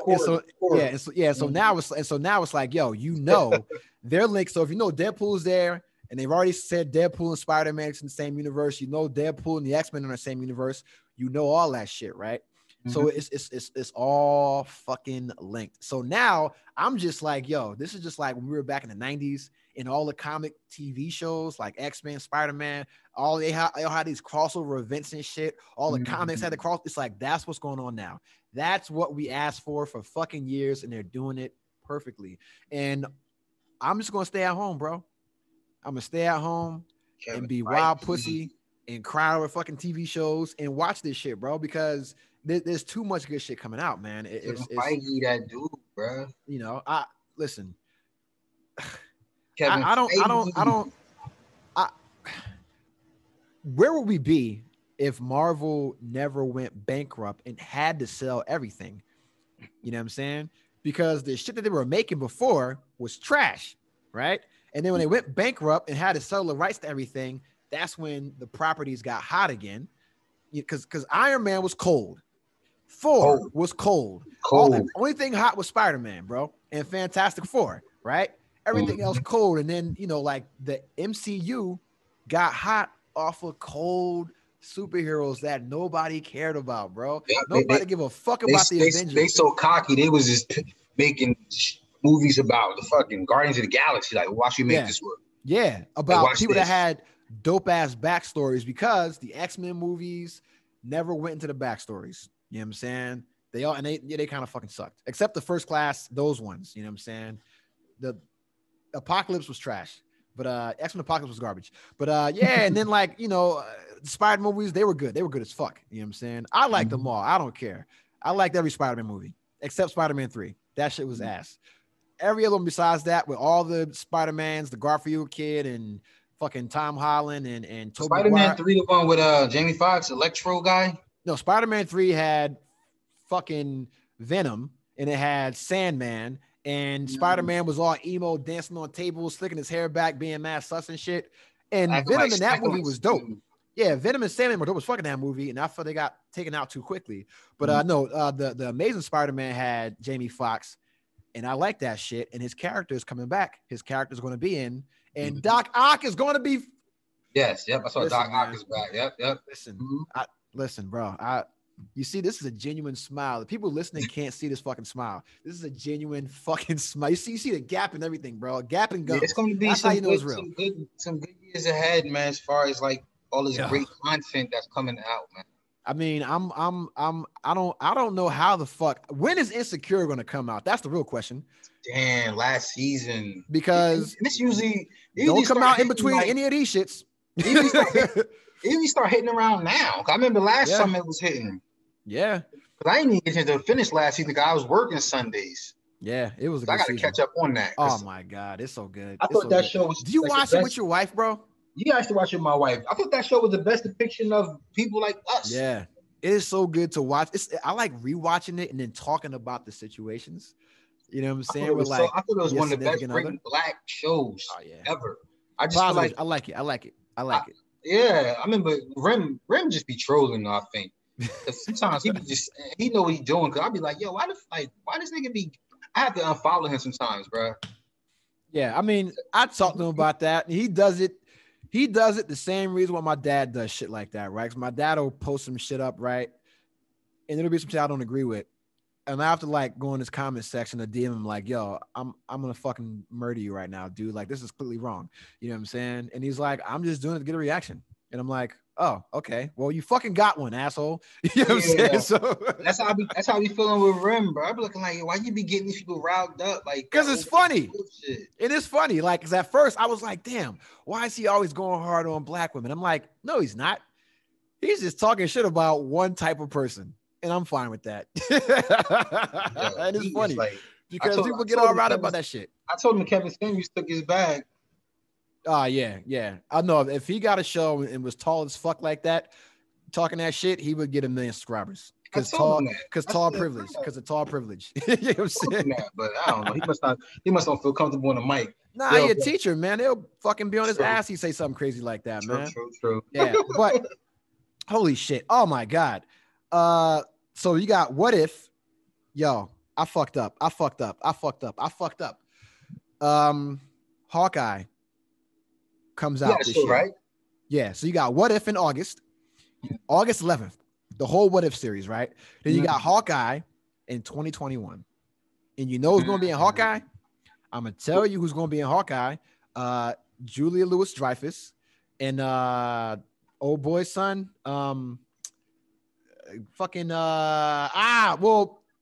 USA Agent's going to be in that. You know what I'm saying? And Don Cheadle, War Machine.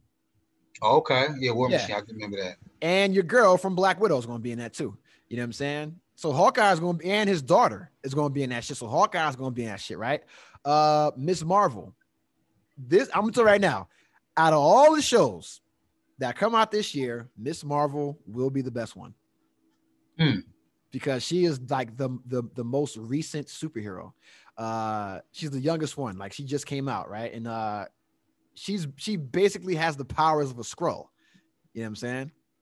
And I don't know if you're familiar with her character, not like Captain Marvel. Miss I'm looking Marvel. at her right now. She's Kamala Khan. Kamala Khan. And people are gonna get mad, but the story that has been crafted for her in the comics is fucking immaculate. You know what I'm saying? It's perfect, right? And the way that's gonna play out on over like a TV series, it's going to hit. It's going to hit. They got some shit. They even got they're doing one for Secret Invasion. Yep. You got Moon Knight, bro. Moon Knight, who is a slept-on character who is so fucking dope. She-Hulk, Megan Thee Stallion's in She-Hulk playing Megan Thee Stallion. I don't want to see that shit, but I want to see She-Hulk because the shit looks dope. You know what I'm saying? And Secret Invasion, and you got Ironheart coming out, who's the female Iron Man, the black female Iron Man. They're not going to like that. They're going to love it the same way they love Black Panther. Yeah, the same way that they're gonna love Shang. I'm telling you now, Shang-Chi is gonna do 100 million. It's gonna do 1 billion or 2 billion. Whatever Black Panther did, Shang-Chi is gonna double that shit, bro. Guaranteed. Because I'm gonna see it as many times as I saw Black Panther, which was 3 times, right, in the theater. And everybody else in the fucking world is gonna see that shit because Asia has been making movies that get money, but now you get a Marvel movie with an Asian character not being a fucking stereotype. It's going to do fucking numbers, bro. And then you got Secret Invasion and you got Armor Wars, which is going to be Iron Man without Iron Man. So it's going to be Don Cheadle and all the Iron Men. You know what I'm saying? And then the United Wakanda series. And you still got Black Panther 2 Wakanda Forever. So you're going to have a whole Wakandan series about the Wakanda people. You know what I mean? And that's like the world of Wakanda, women of Wakanda, and they're like the Wakandans are in space right now, you know, like in like the comics and shit. Like they're like big fucking people right now. They're like in space fucking shit up. You know what I'm saying? So yeah, man. And also the Wakandans know about the quantum realm, also that has not been revealed yet, but they know about that. Yeah, man. Well, before Ant-Man, and so yeah, man. Like I'm fucking pumped, bro. Like. All this nerd shit, bro, like I'm with it, and I'm glad it's our time now, bro. It is our fucking time. So, man, Kenny Mitchell, what's my man, Lenny Washington?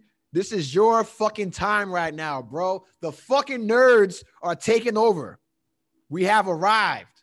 The geeks are fucking here. Here come the geeks. So, baby, spread them cheeks. God damn it. Give me them geeks. Fucking nerds taking over, baby. Jeff Bezos, Elon Musk, everybody fucking with Marvel, god damn it. You know what I'm saying? And now you putting Deadpool in the MCU. What the fuck else you want, man? I don't even care if they ever bring the X-Men over. You know what I'm saying? You don't have to do it. You don't have to do it. You know what I mean? I want them to do I want them to do Dr. Doom proper though, bro.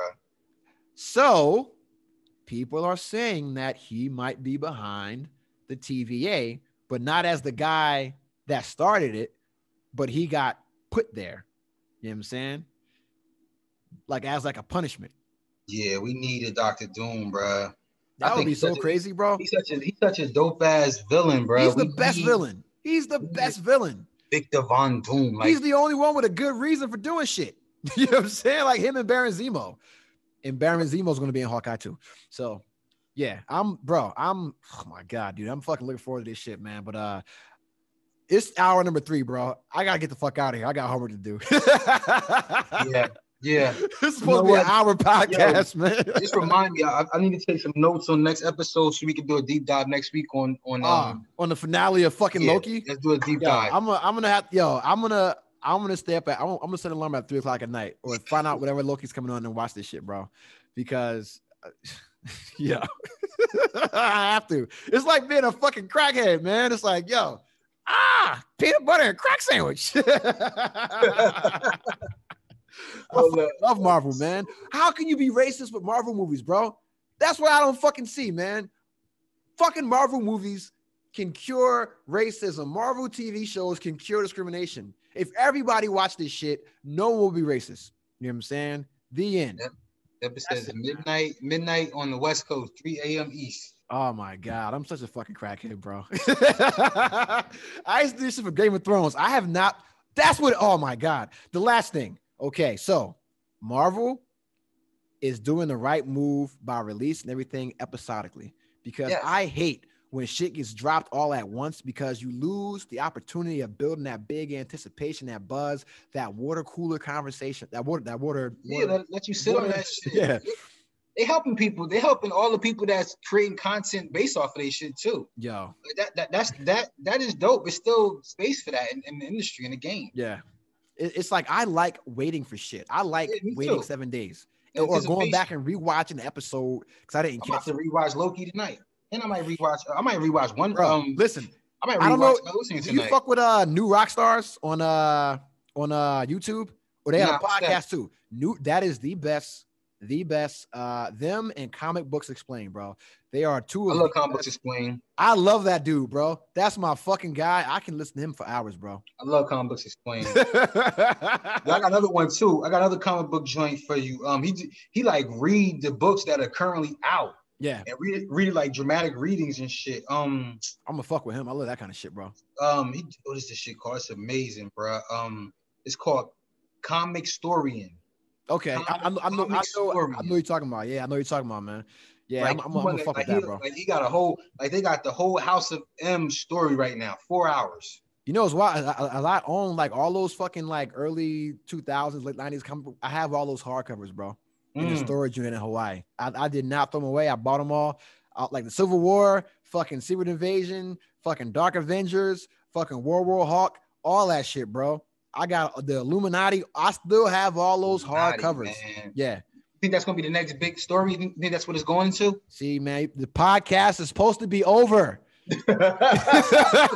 But I'm going to say, all right, the Illuminati will be revealed. Secret Wars. You see, They will be revealed.